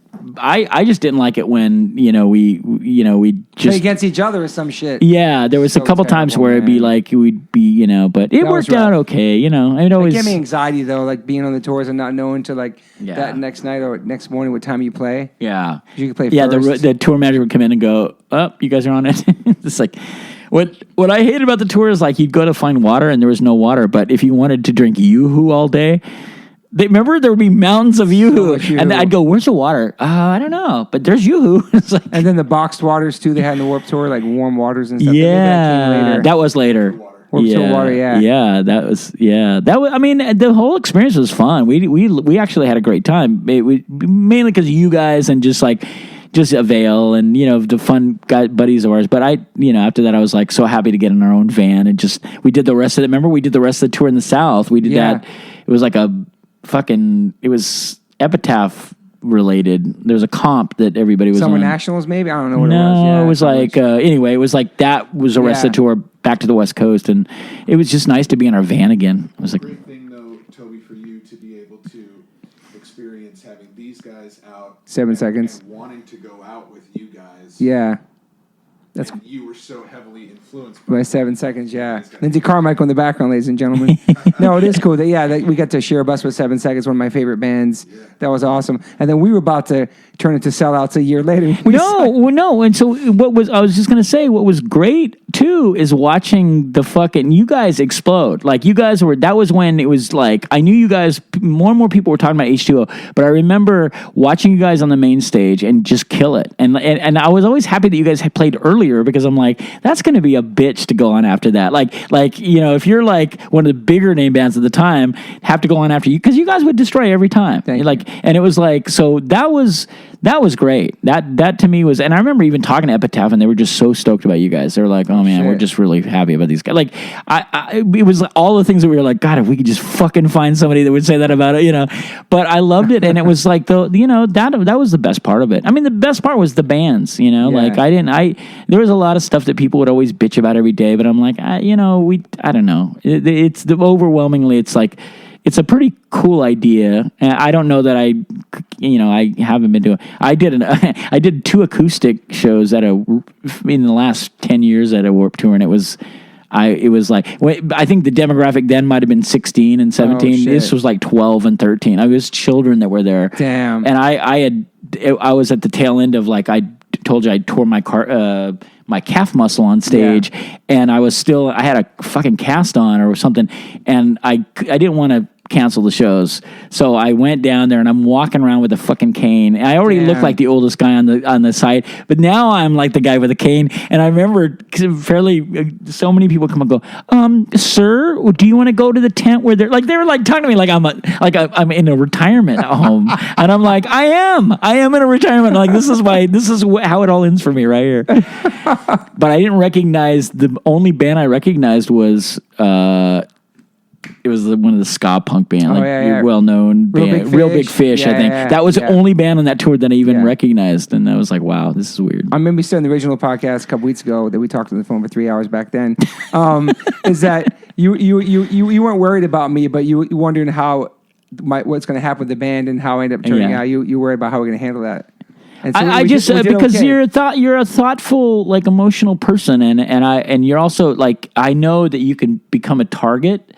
but I remember talking with Ray today early on when they were starting to blow up, and he was just like, man, people are starting to bum out. And I'm like, dude, this is just the beginning. Yeah. Like you're out there saying shit, and it people receive it a lot of the times, and that's what they want to hear. But then there's a whole lot of people that just it bums them out. Yeah. Either they're like, yeah, I do think that, but fuck, I hate that you're telling me that, or that, fuck you. Who are you to tell me? What kind of?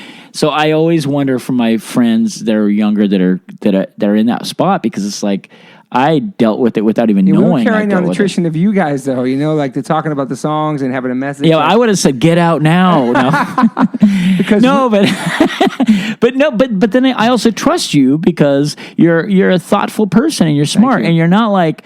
I never worried about you because I thought you'd turn into a rock star or anything like that. I just worried that they would just fucking crush you. Yeah. Because it can. I mean, like when people turned on us when our music changed, it was devastating. It was like we were still young and we didn't have any confidence. We were still feeling our way around shit. Yeah. And we relied on the punk scene and the hardcore scene. That was our life. That was our brotherhood and sisterhood and everything. So to have a lot of people from it going, no, this sucks, man. What are you trying to do? Be like you too? It's like, I wouldn't even know how to be like influenced, yes. But like in terms of how we view, like even we were still playing fucking $4 shows in the middle of Hattiesburg, Mississippi. You know what I mean? Yeah. Like we're still doing a punk rock tour, booking ourselves and stuff.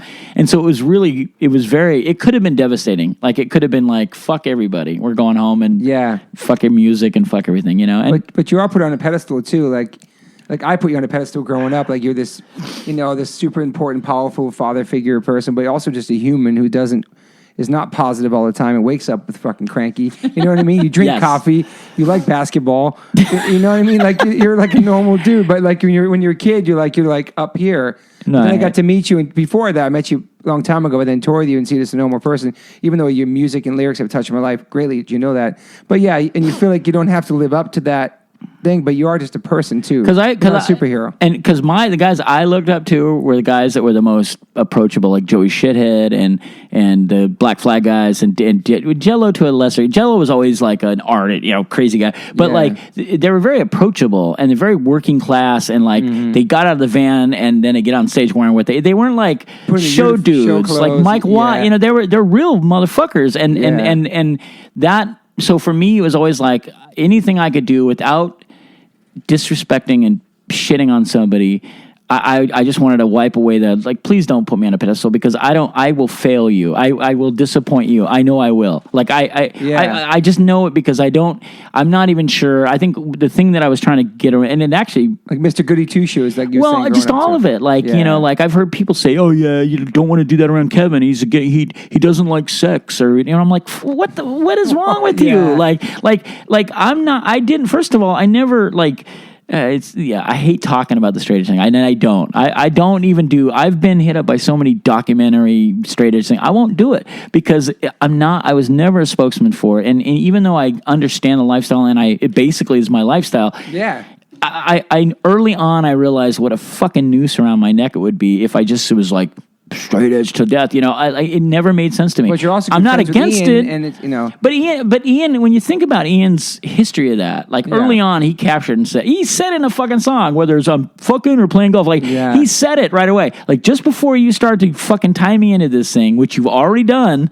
And it's that one fucking song before any of us even understood that straight edge was a movement. It wasn't. It wasn't. And Boston made it a movement, and then it started to become a movement. Like it was not. If you knew him, if you were around him, you knew exactly like that's not what he was going for at all. And I'm not speaking for him, but it was a moment in time and a song and that I got and that understanding and what it was when we Reno kids were bored Reno kids that just were teenagers and getting out of teenage life, not wanting to just party our brains out. Yeah. And then when you heard that there were these kids in DC doing the same thing, you're like, type of music. It was so fucking liberating. It was like, fuck, finally, I'm not just a freak. 100%. That's, you know what I mean? There are kids that think like this. Yeah. And it wasn't like, let's join this clique. Yeah. I wasn't that. It was like, hey man, we have a common ground. We can build on 100%. something. I don't know we all love this aggressive music. We all love this and that.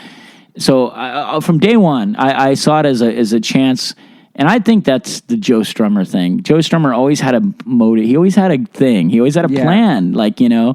And I think I took that, and just that was always my thing. Like, let's just always have a plan. Like, even if we're not like savvy and always trying to conjure up, like, let's make this marketable. I'm the dumbest person about marketing. Like, I can't market shit. If I do, it's all luck. You know what I mean? Yeah. Like, but I don't know. Anyway. It's a personal choice, you know, like you said, for me too. Right.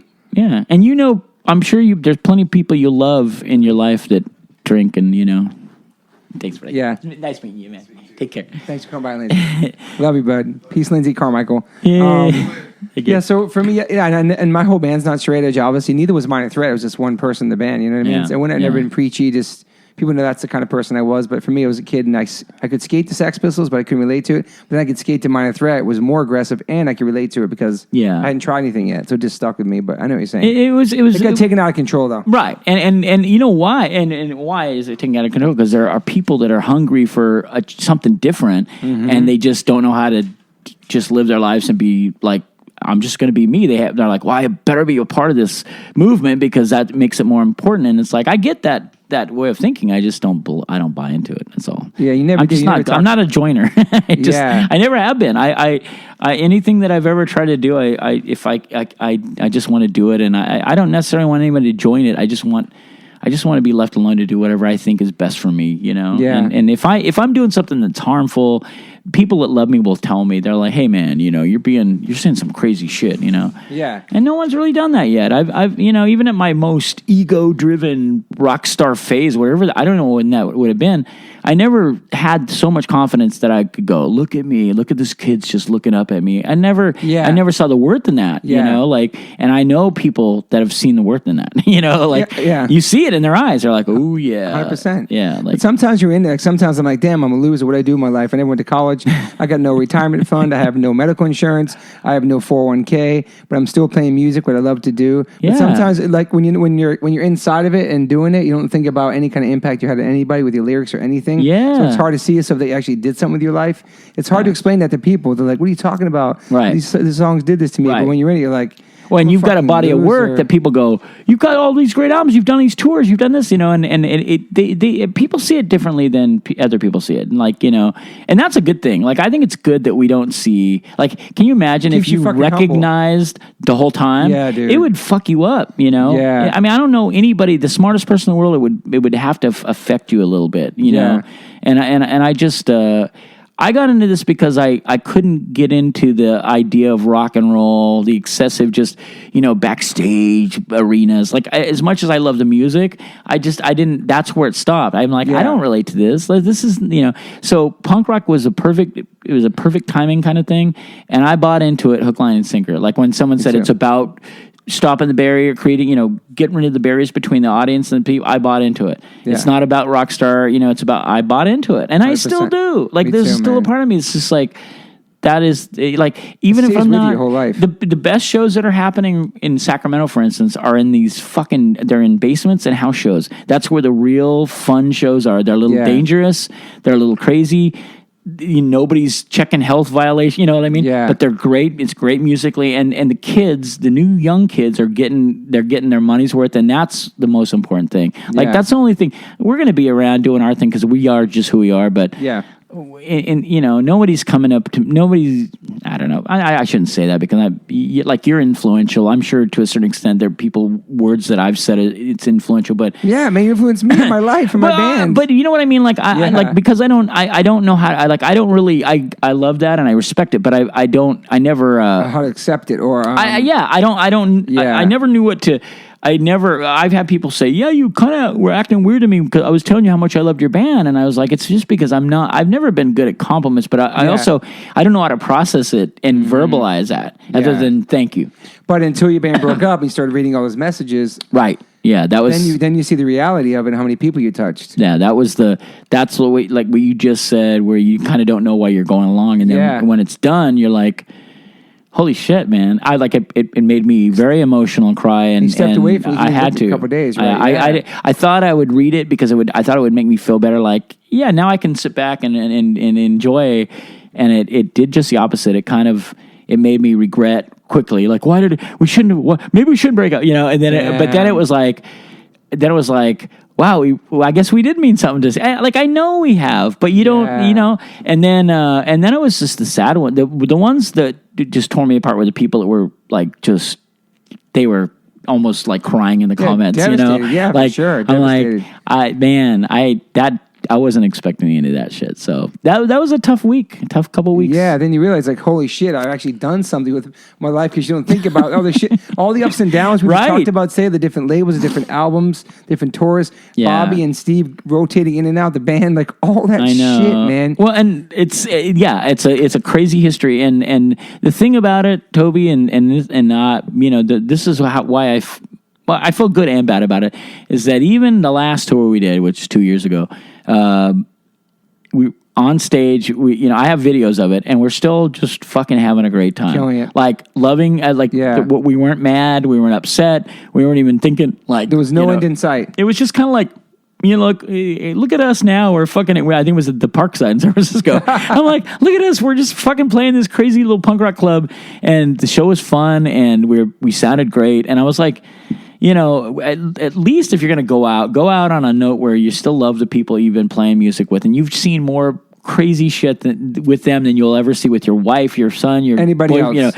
Anybody. And the thing is that we still check in with each other. We still love each other. And if, the hardest part is because I know that two of my guys, the reason that we just can't do it is because on a physical, like, health level, it's just right now it's not possible, and that's a tough one. Like, and now I'm like, I almost wish we just had beat this thing to the ground and just hated it, but I don't. I mean, it's like it's kind of the best way to go out, because it's like, I don't want to do metaphors and stuff, but it's like, the old horse that's put to pasture finally, like you did your job, just go enjoy life and chew on grass for a while. Yeah, I mean, I don't think, I can't quote me on this, but I don't think the Ramones were friends when they all passed, because I don't think they were ever friends. They were grinding so hard. Never toured in a bus, always in the van. It was nonstop, man. People that I know that toured with them said that they barely spoke words, which is tough. I couldn't do. I mean, I have to be friends. I can't be in a band with people that aren't my friends. I just can't. Man.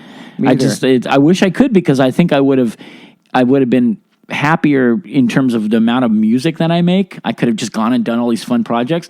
And I've been asked to be in bands. I've been asked to be in different bands, and I probably would have done better. But it's just, I got to know you and trust you, and vice versa. And, being in a band is not easy. Like, it might be fun, and you get to do the craziest, funnest shit, but also just the travel time and sitting around and waiting. Brutal. And just, man, hurrying up to wait. The 23 hours waiting to play that 1 hour all day, trying to sleep.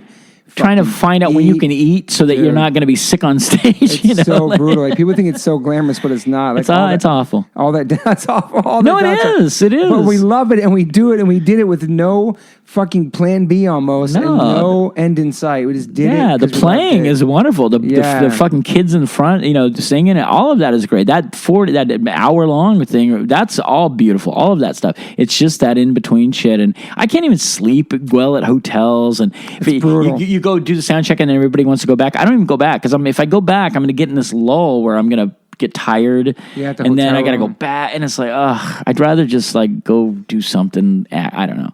That's only that part I don't miss, and that's probably the reason why I don't try and be more, start something new, because I can't go through all that shit again. Yeah. All right, last couple questions. So, you drummed in Youth of Today. How'd that happen? I tried out. I auditioned. No, they were coming out. I had put out the Can't Close My Eyes 7-inch on Positive Force. That's awesome. I knew that I just loved John and Ray. They were going to our shows, and Violent Children played it with us. They were just so fun, and kind of like when I met you, just full of life and energy, and just so full of passion about our thing. And I just, I just loved them. So we got off tour, and Ray had sent me this demo, and he said, "Hey, he called me, and he said, "Hey, we got this new band, Youth Today, and you got a demo. I want to send it to you." So he sent it to me, and I just loved it. It was raw, fucking hardcore and fun, And so I had started a label. I wanted to do more records with other bands. And so I said, would you want to put our record on the Positive Force? And they're like, are you fucking kidding me? And it just was like, it just seemed like the right time. It was a good timing, It's like, I was really happy that I got to do work with them and Token Entry and Token Entry, that's right. Verbal Assault. Those bands are the bands that I feel most proud of getting to be a part of their early days. Did you do the Learn record? Yes. That's Verbal Assault, one of the greatest underrated hardcore bands of all time, man. Absolutely. Trial. Anyway, okay, go. Yeah. No, seriously. And so and all for different reasons. They were all different kinds of bands, but there was just something that in every one of those bands, Token did the same thing, just excited, happy, fun guys working their butts off, willing to just go for it. Yeah. And I love that. And so they sent me they sent me a tape. They were supposed to send me a tape so that they wanted me to mix it. They were like, hey, do you have a studio out in Reno that you can mix it? And I said, yeah. And they just didn't do it in time. And we had a deadline. And so I designed the cover produced by Kevin Seconds because with the idea that they'd send me, and I didn't mix the thing. And so we were like, let's just do it. We have to go to print and stuff. So I think I did 300 copies or something at first. It was all low budget. Everything was out of my own money. Yeah. And then they said, well, we want to, we'd really like to come out. Would you help us tour? And I was like, yeah, I'll book a tour. And then I knew 7 Seconds wanted to do some stuff. So I'm like, well, fuck, why don't we just take them on the road with us? Yeah. That way they don't have to be me trying to find like shows for them as headliners. And it made sense. And the guys in 7 Seconds loved all those guys. So we were like, yeah, let's do a week. So I booked them. But my friend Bessie, who was like was a big part of the Positive Force thing. She's still one of my best friends.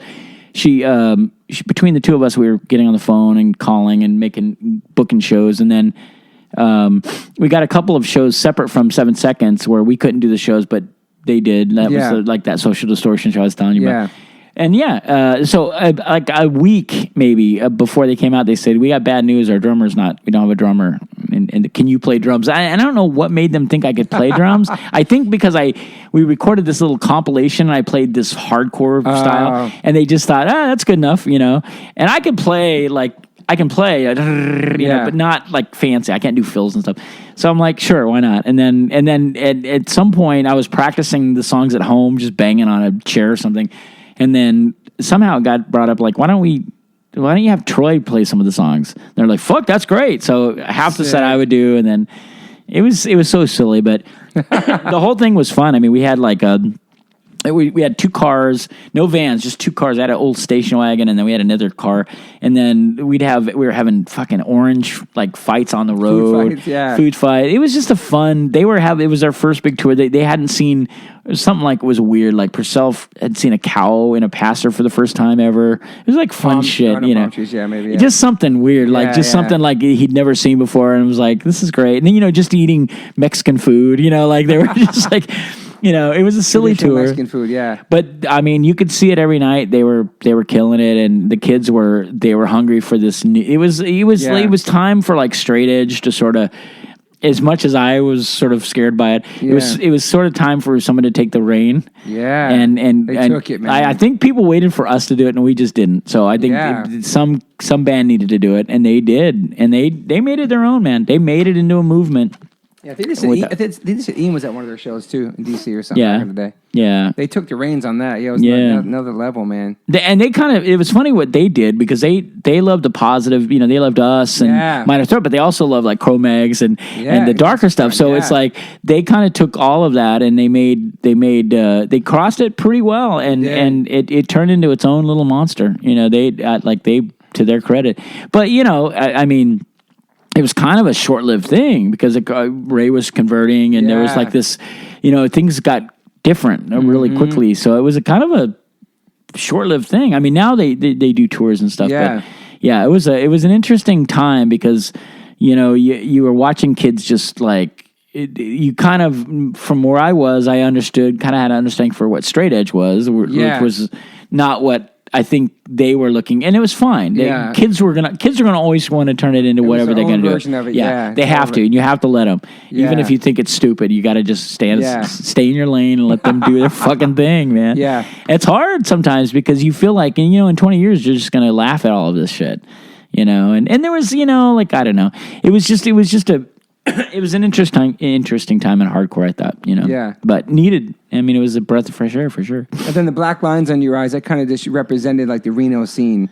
Like this is like I made it up. I just wanted something to identify it at shows. I was like, it's really cool. It was, for me, it was a personal thing. I made it into a whole philosophy, which is like, you know, society keeps beating me down and black in my eye, and one day I'll not have the black eyes because I fought back, or one day I turned it into black eyes. Yeah. It was a metaphorical thing, and I try to get cutesy with it, and then and then I, you know, for me it was like, Reno early on had a good rep for being. Everybody knew that when Reno kids would come to shows in other cities, that we were nice, but we were also really aggressive. Like there was on the dance floor, and at the height of I was into it. I was into the fucking, you know, the whole thing. I don't know why I hated it so much eventually, but I liked it. I liked the fact that it was just so fucking crazy and brutal and weird. Yeah. But there was a time where you could tell when someone was punching you and just knocking into you, and that was like when I identified that, and it just kept happening. I'm like, this sucks.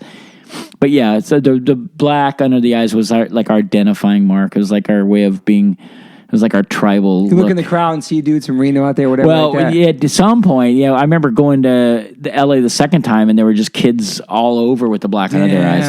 There was a kid. There was such a trend starter. It was, yeah, right. We had. I just thought of this recently. We had 2 kids that came up to Reno and stayed for like 3 days, and they were just like They were Venice suicidal kids. Like they were kind of young kids, but they were kind of following the suicidal thing. And one of the kids, he was a black kid, and he was like, "We want to." He wrote me after they got back, and he was like, "We want to start a Skino HC chapter." Oh shit! And I was like, "What do you mean?" And he's like, "Well, like a gang. We want it to be like." And I'm like, "There's not a gang, man. Like we're not a gang, you know." Damn. And he's like, "No, I don't mean it. You know, it could be a positive thing." I was like, "I don't know if a gang can be a positive." You know, I loved it. I appreciated it. He meant it out of love, but it was like I was like, you know, that was a tough time because LA was just so gnarly. many of that. And I said, you could probably make a Skino HC gang and it would be scary, and I don't want it to ever be scary. So Skino was like between Skins and Reno, kind of. Yeah. Well, no, it didn't actually have much to do with Skino or skinheads until later. But the Skino thing was just a silly name.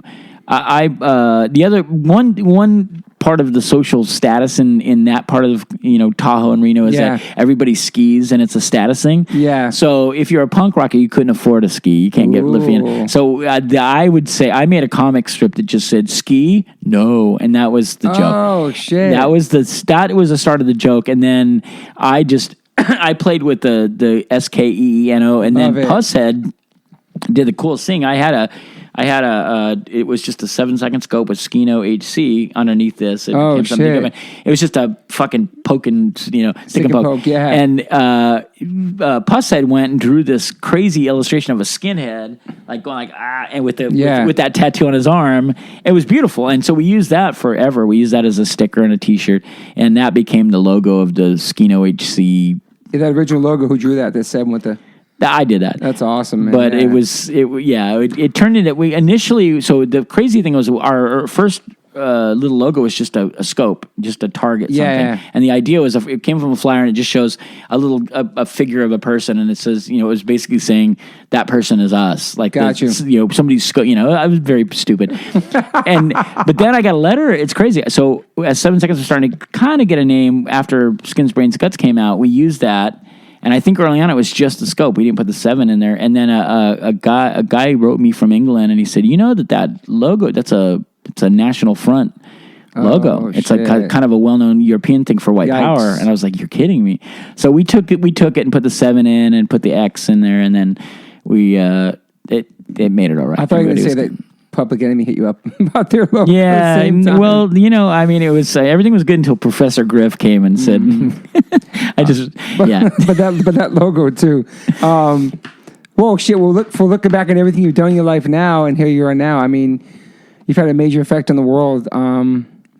Do you feel good about everything you've done, even though it's over now? Like the career is over. 7 seconds, and I do. I don't, after getting past the sad stuff and the reality that it really, like, people are still going, you know, you guys will get back together. Bands always get back together, and I was like, bands get back together because they they're younger. Most bands, guys, that are in their 50s. Yeah. I mean, if you break up and you get back together, you're like bionic or whatever. But there's a legit reason. It's just health. And if again, I've said it all along. If Troy and Steve say, "Hey, we feel great. Let's do this," I do it. It was never. We were never going to break up publicly. We were never going to make it. We just kept getting tour offers. Not like that's a bad thing, but I'm the one that kind of deals with. I answer the phone calls and the emails, and it was blocking me, and it was like weighing on me because I hate telling Margie, our booking agent, no, we can't do it. No, sorry, we can't do it. She's working to get us tours, and we can't do it.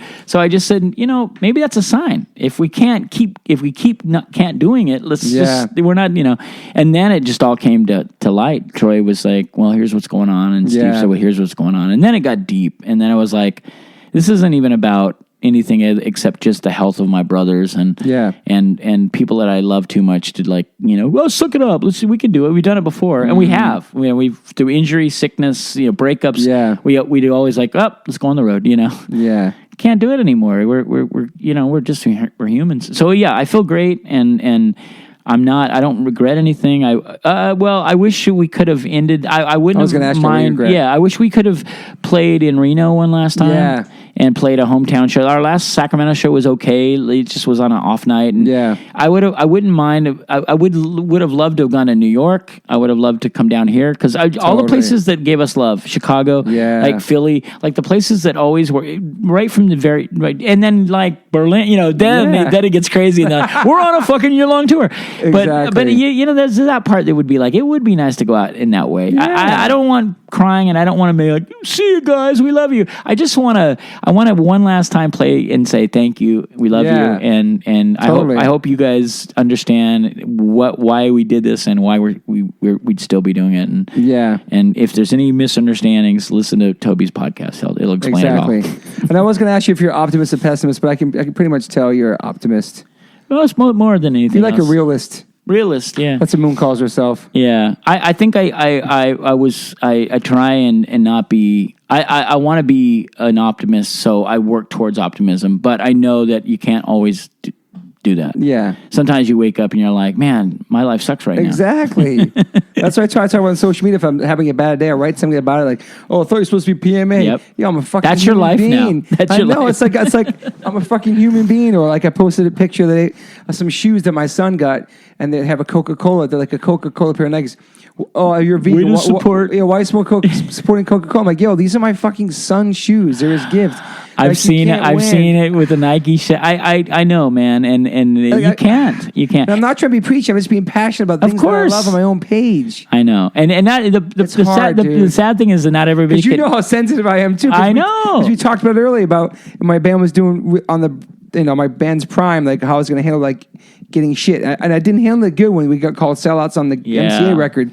It shit tore me apart because I knew I was the same person, just on a different label, and I was the same straight edge vegetarian, vegan kid, whatever, and the same passions, but it just didn't matter because I just thought the littlest things get to me. But when you're on social media, it's so hard. Like it's awful because I'm not a perfect person. I say that every day. I'm just trying to do my best. Yep. And I promote the things that I love and I'm passionate about. It's hard. Man. The way I look at it is like, and it took me a long time to get around that. But the way I look at it is like, it all comes from ultimately what the shit that you get that gets flipped to you. It comes from a loving play. Like they want to believe in something and believe that you are a guy that has been willing to go out on a limb and say, this is wrong, this is right, this is good, this is bad.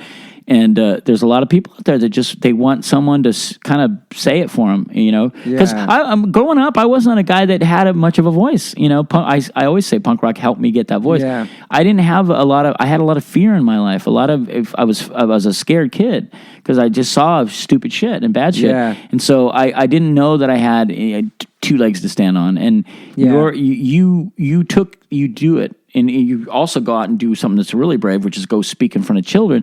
Yeah. That's insanely brave. And thank you. So people, I mean, you're doing, and I just say this: after you guys got called, when you guys signed to a major label and got called sellouts, what did you do? You things kind of were quiet for a while, and then you came out with a fucking amazing album. Thank you, man. You know what I mean? Like, if you come out and just say "fuck you," if you don't like this, I don't care. And it's not a negative thing. It's just like you said, you're a human being, and I like when I don't know.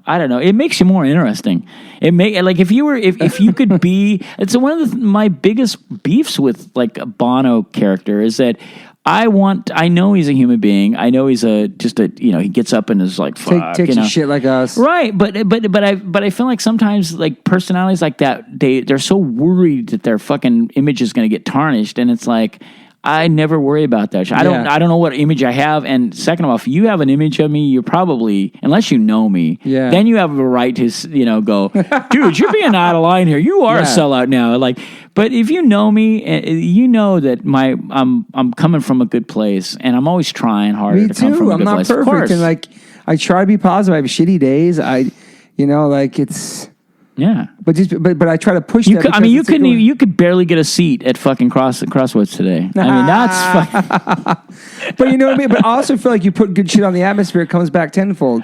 You surround yourself with negative people that drag you down. It's who you surround yourself. You know what I mean? I know. And I luckily enough that happened to me at a really early young age. Yeah, it did. So I got to. Fucking sit up for a second and sober up. Like whatever little fame was getting in my head, I'm like, nope, I can't. I know I want this so bad because for once I've gotten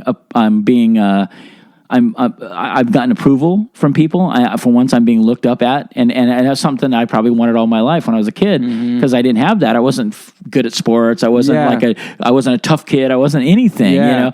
So it like to have like people pay attention and listen is mind blowing, and I don't know what it was in me. I can't even say it's smart. I knew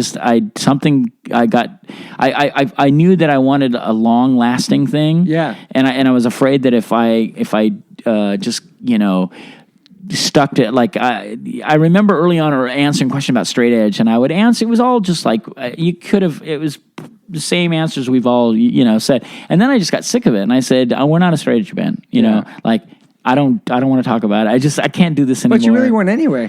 It would never work. We never were. Yeah. There have been moments where everybody in the band is sober and doesn't smoke cigarettes or whatever. But I can't. It's like how it is. Like the good outweighs the bad. Yeah. And the only time I've ever had an issue, and it's been very rare, is when that interfered with something, like somebody didn't show up for practice or whatever. Yeah. That's the only time I'm going to ever say anything. And that's always been our agreement. Like, look, let's just respect each other. Yeah. Like, you wouldn't want me to push whatever it is I have on you. Don't do this, But it's hard when, like, you're on a social media platform and it's your personal profile and you're trying to post things that you're passionate about. Yeah. Like your family, like the things that's just promoting stuff that you love and believe in. Yeah. And then... But people are following you, so it's not really personal. It's in the public. Yeah, and so you're a public figure, and you're doomed. You're fucked if you do, fucked if you don't. That's the whole thing. Because if you didn't say anything, what a fucking stuck up snob, man. He's so fucking inaccessible and da da da. You can't win. I answer my messages all day long. You can't. I know. You were more in terms of social media. You were like a fucking monster. You're always on it, and you're always communicating, and it's like. Like most people do appreciate it. You can tell most of the people who follow you just appreciate it. You're checking in and you just got to remind yourself that.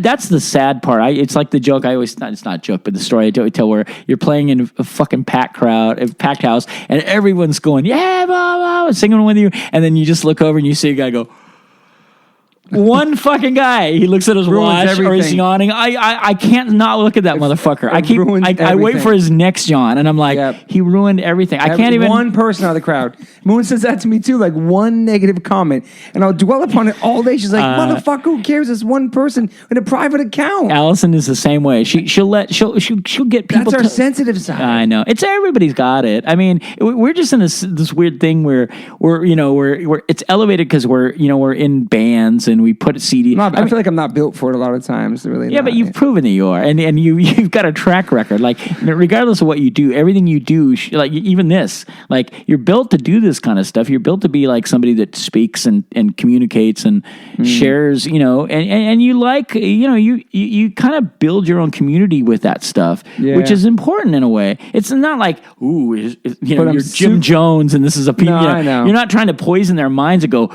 you should all love Nike or you should should all love this. You're not, and nobody thinks you are.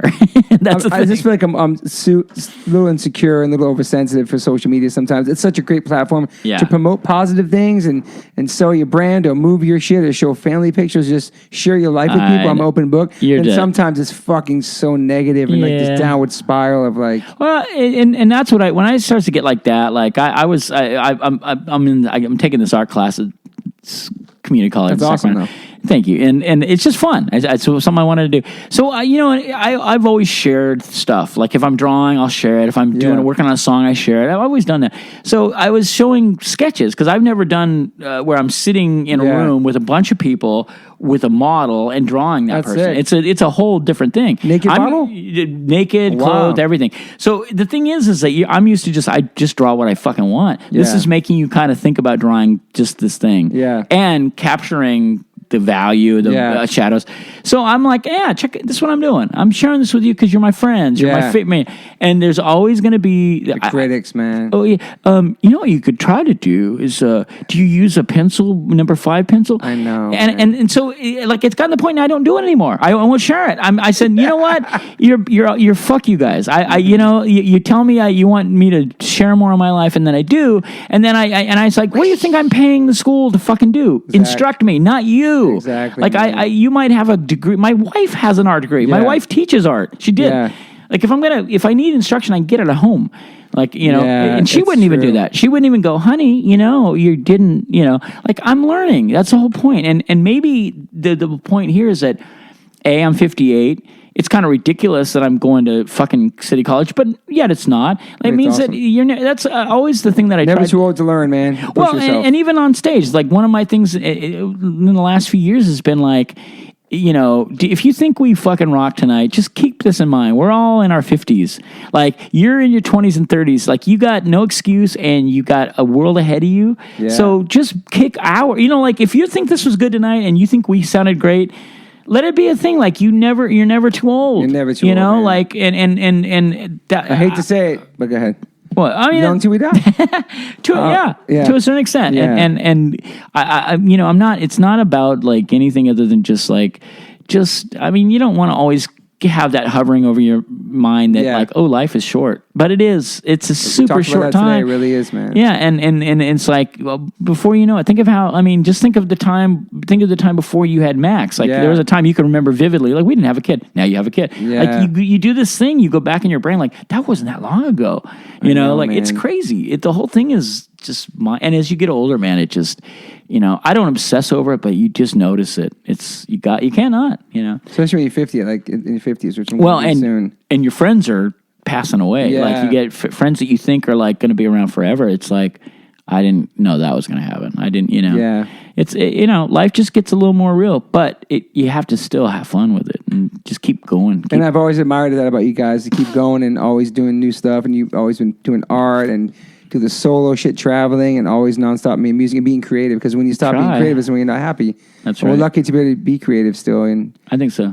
Yeah, that's I say people ask me I've been asked, what's your biggest fear? My biggest fear is that I just will wake up one day and I won't want to create something. Yeah. I think I could deal with being blind or deaf. Wow. Or even like I couldn't use my legs. Yeah. It would be tough. I know it. But man, if I woke up and I just didn't have this thing to like.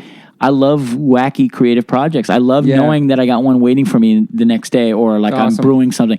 If without that, I don't know that I'm who I am. You know what I mean? And that scares me. That's the only thing that scares me.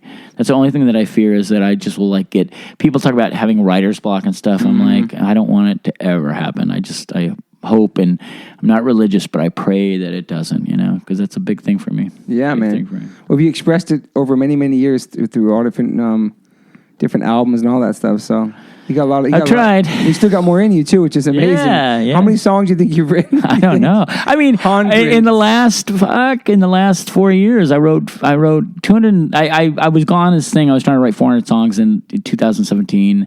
And then I started the song club thing where I was writing 10 songs a month. Damn. So and this year alone, I've got a new thing called Songs for Years, which is I'm trying to write a song for every year that I've been alive. So this year I have to write 58 songs. Holy and shit. I've already written 20. I just did 26 as of yesterday.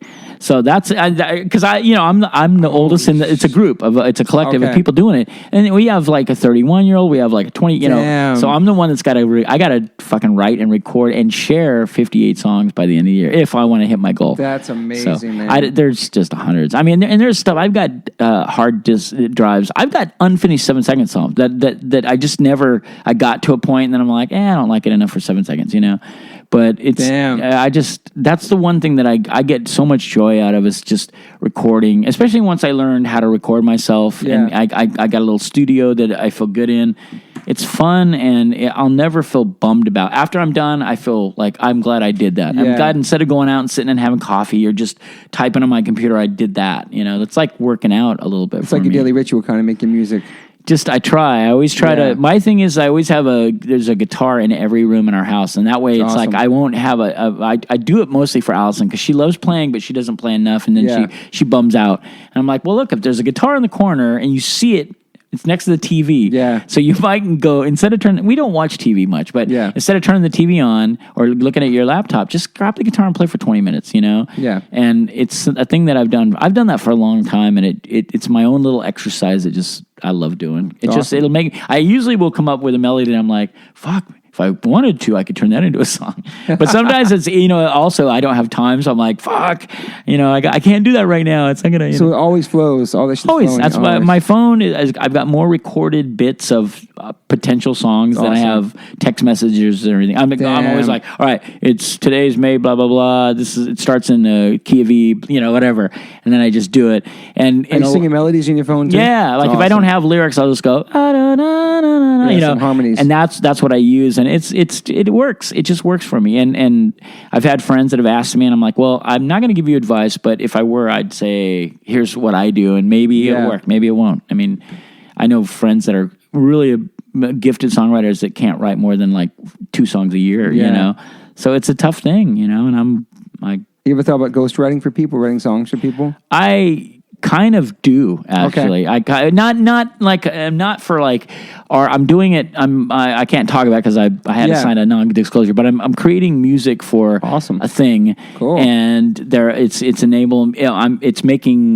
I'm able to make a living doing it, and I've been doing it for a year now, and it's awesome. It's one of the. I used to joke and say I was born in the wrong decade. Like if I would have been one of those guys like in the Brill Building days when they'd have songwriters that would just write songs for artists. Like Neil Diamond, that's how he started. Or Carole King, they wrote songs for these other artists. People are like, God, that's just like slavery. I'm like, are you kidding? If you gave me a room and like instruments and feed me and you pay me, I know it sounds whorish, but I love doing it anyway. Like if I got to write a song and you loved it enough to want to sing it, I'd be like, fuck, all right, take it. Like that's awesome. So I joked around until something similar kind of happened, and amazing. It's helped me. It's kept me from having to really seriously go back out on the road, which I'm not against doing. It's just a tougher life now, alone especially. Yeah. So and I could do it, and I can make money doing that, but it's just I get to stay home. I get to create in our house. My wife gets to sing on the stuff that I do. If that's awesome, man. And it's just been fun, and it's a weird job, but I love it. It's the best job I could have, So might I hear you do like a jingle for a commercial? It's not even that. It's just they're trying to create a vault of song. Cool. Like they're not using just music. I'm creating. They have a slew of artists that just make these music. It's so that people can.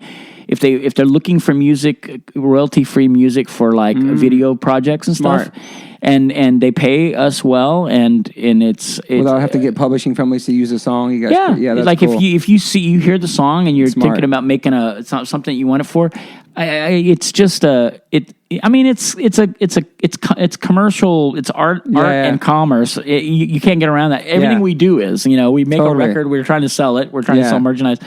And I got past that a long time ago. Like I was always like feeling guilty for the longest time. Like, should I take money for a gig? Should I make money? And I'm like, I'm working my ass off here. Like I can't get a job because I'm out here doing this. Exactly. Like, the difference is me being out on touring or me working at a casino in fucking Reno. It's like, I'd rather be out touring, or I'd rather be making music or making art and selling my art, And I don't feel like a whore. I don't feel like it's, that was one of the arguments I had with Tim Yohannan is just, he said, no, keeping a job keeps you, I'm just paraphrasing, but keeping a job keeps you honest.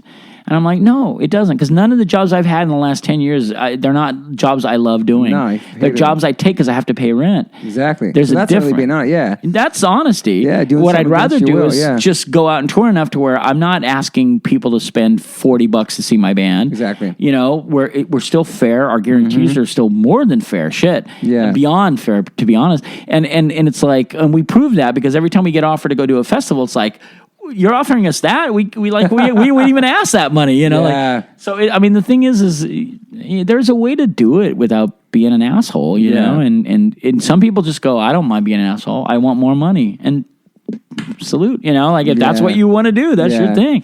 It's not my thing. I'm not gonna fucking, that's not how I'm gonna do it, but I don't know. Whatever. Well, I think we covered everything, man. I think so. Covered your whole fucking. This is your life, Kevin Seconds, from the beginnings till now. If I think of something that we talked about on the phone, I'll call you and go, okay, I'll come back down and we got to. No, this has been good. I'm not going to ask where the name came from. People can Google that. Yeah. But I want to thank you from my bottom of my heart for being a big influence to my band H2O. I can honestly say that you're one of the biggest influence of H2O. Every single person in my band, personally, me personally as a kid, me personally growing up with no father, all the records you made, all the lyrics you wrote, whether you want to believe it or not, they touched me in a positive way, not in a sexual way. Thank you. And I love you, and I'm honored to call you my friend. What's wrong with us? Are we ugly? But thank you, brother. I appreciate and the world appreciates you and everything you've done, whether you think so or not. Thank you know what I mean? And, thank you. No, I thank you, and you're awesome. I'm inspired by your energy and your passion and your positivity. Like I get annoyed sometimes. I get annoyed by I know people and I watch people that are just, the positive thing has become a fucking name brand, and it's like I know. I wrote a song. I love that song. And people go, oh no, it's cool. You're saying PMA. I'm not saying it because I'm trying to say, hey, PMA. I do believe that, but I think that it's become this like catchphrase that I think I worried that it's gotten so watered down that we won't care about the real meaning of it, and we won't try to live that life.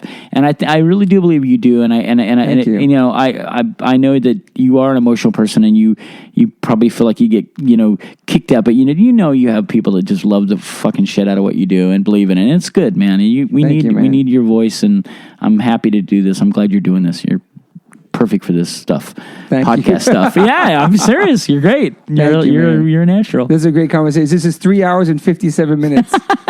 We beat the last one, man. But it's amazing though. He came to LA today for I kidnapped for 9 hours. So thank you for your time. Thank you. Amen. You're gonna find 2 hours. Holy shit. Oh shit! All right. Well, you know LA better than I do, so you know when to get me there. Yeah. Well, thank you, Kevin, so much. Yeah, man. I love you, brother. Thank you. I love you too. This was awesome. Hey guys, thanks for listening. Please rate, review, subscribe. If you haven't subscribed yet to this podcast, please do that. And whatever platform you are listening to this on, I'm glad you found me. You can rate me and review me on there also. So thank you guys sincerely for the support. I cannot wait for you guys to the next one.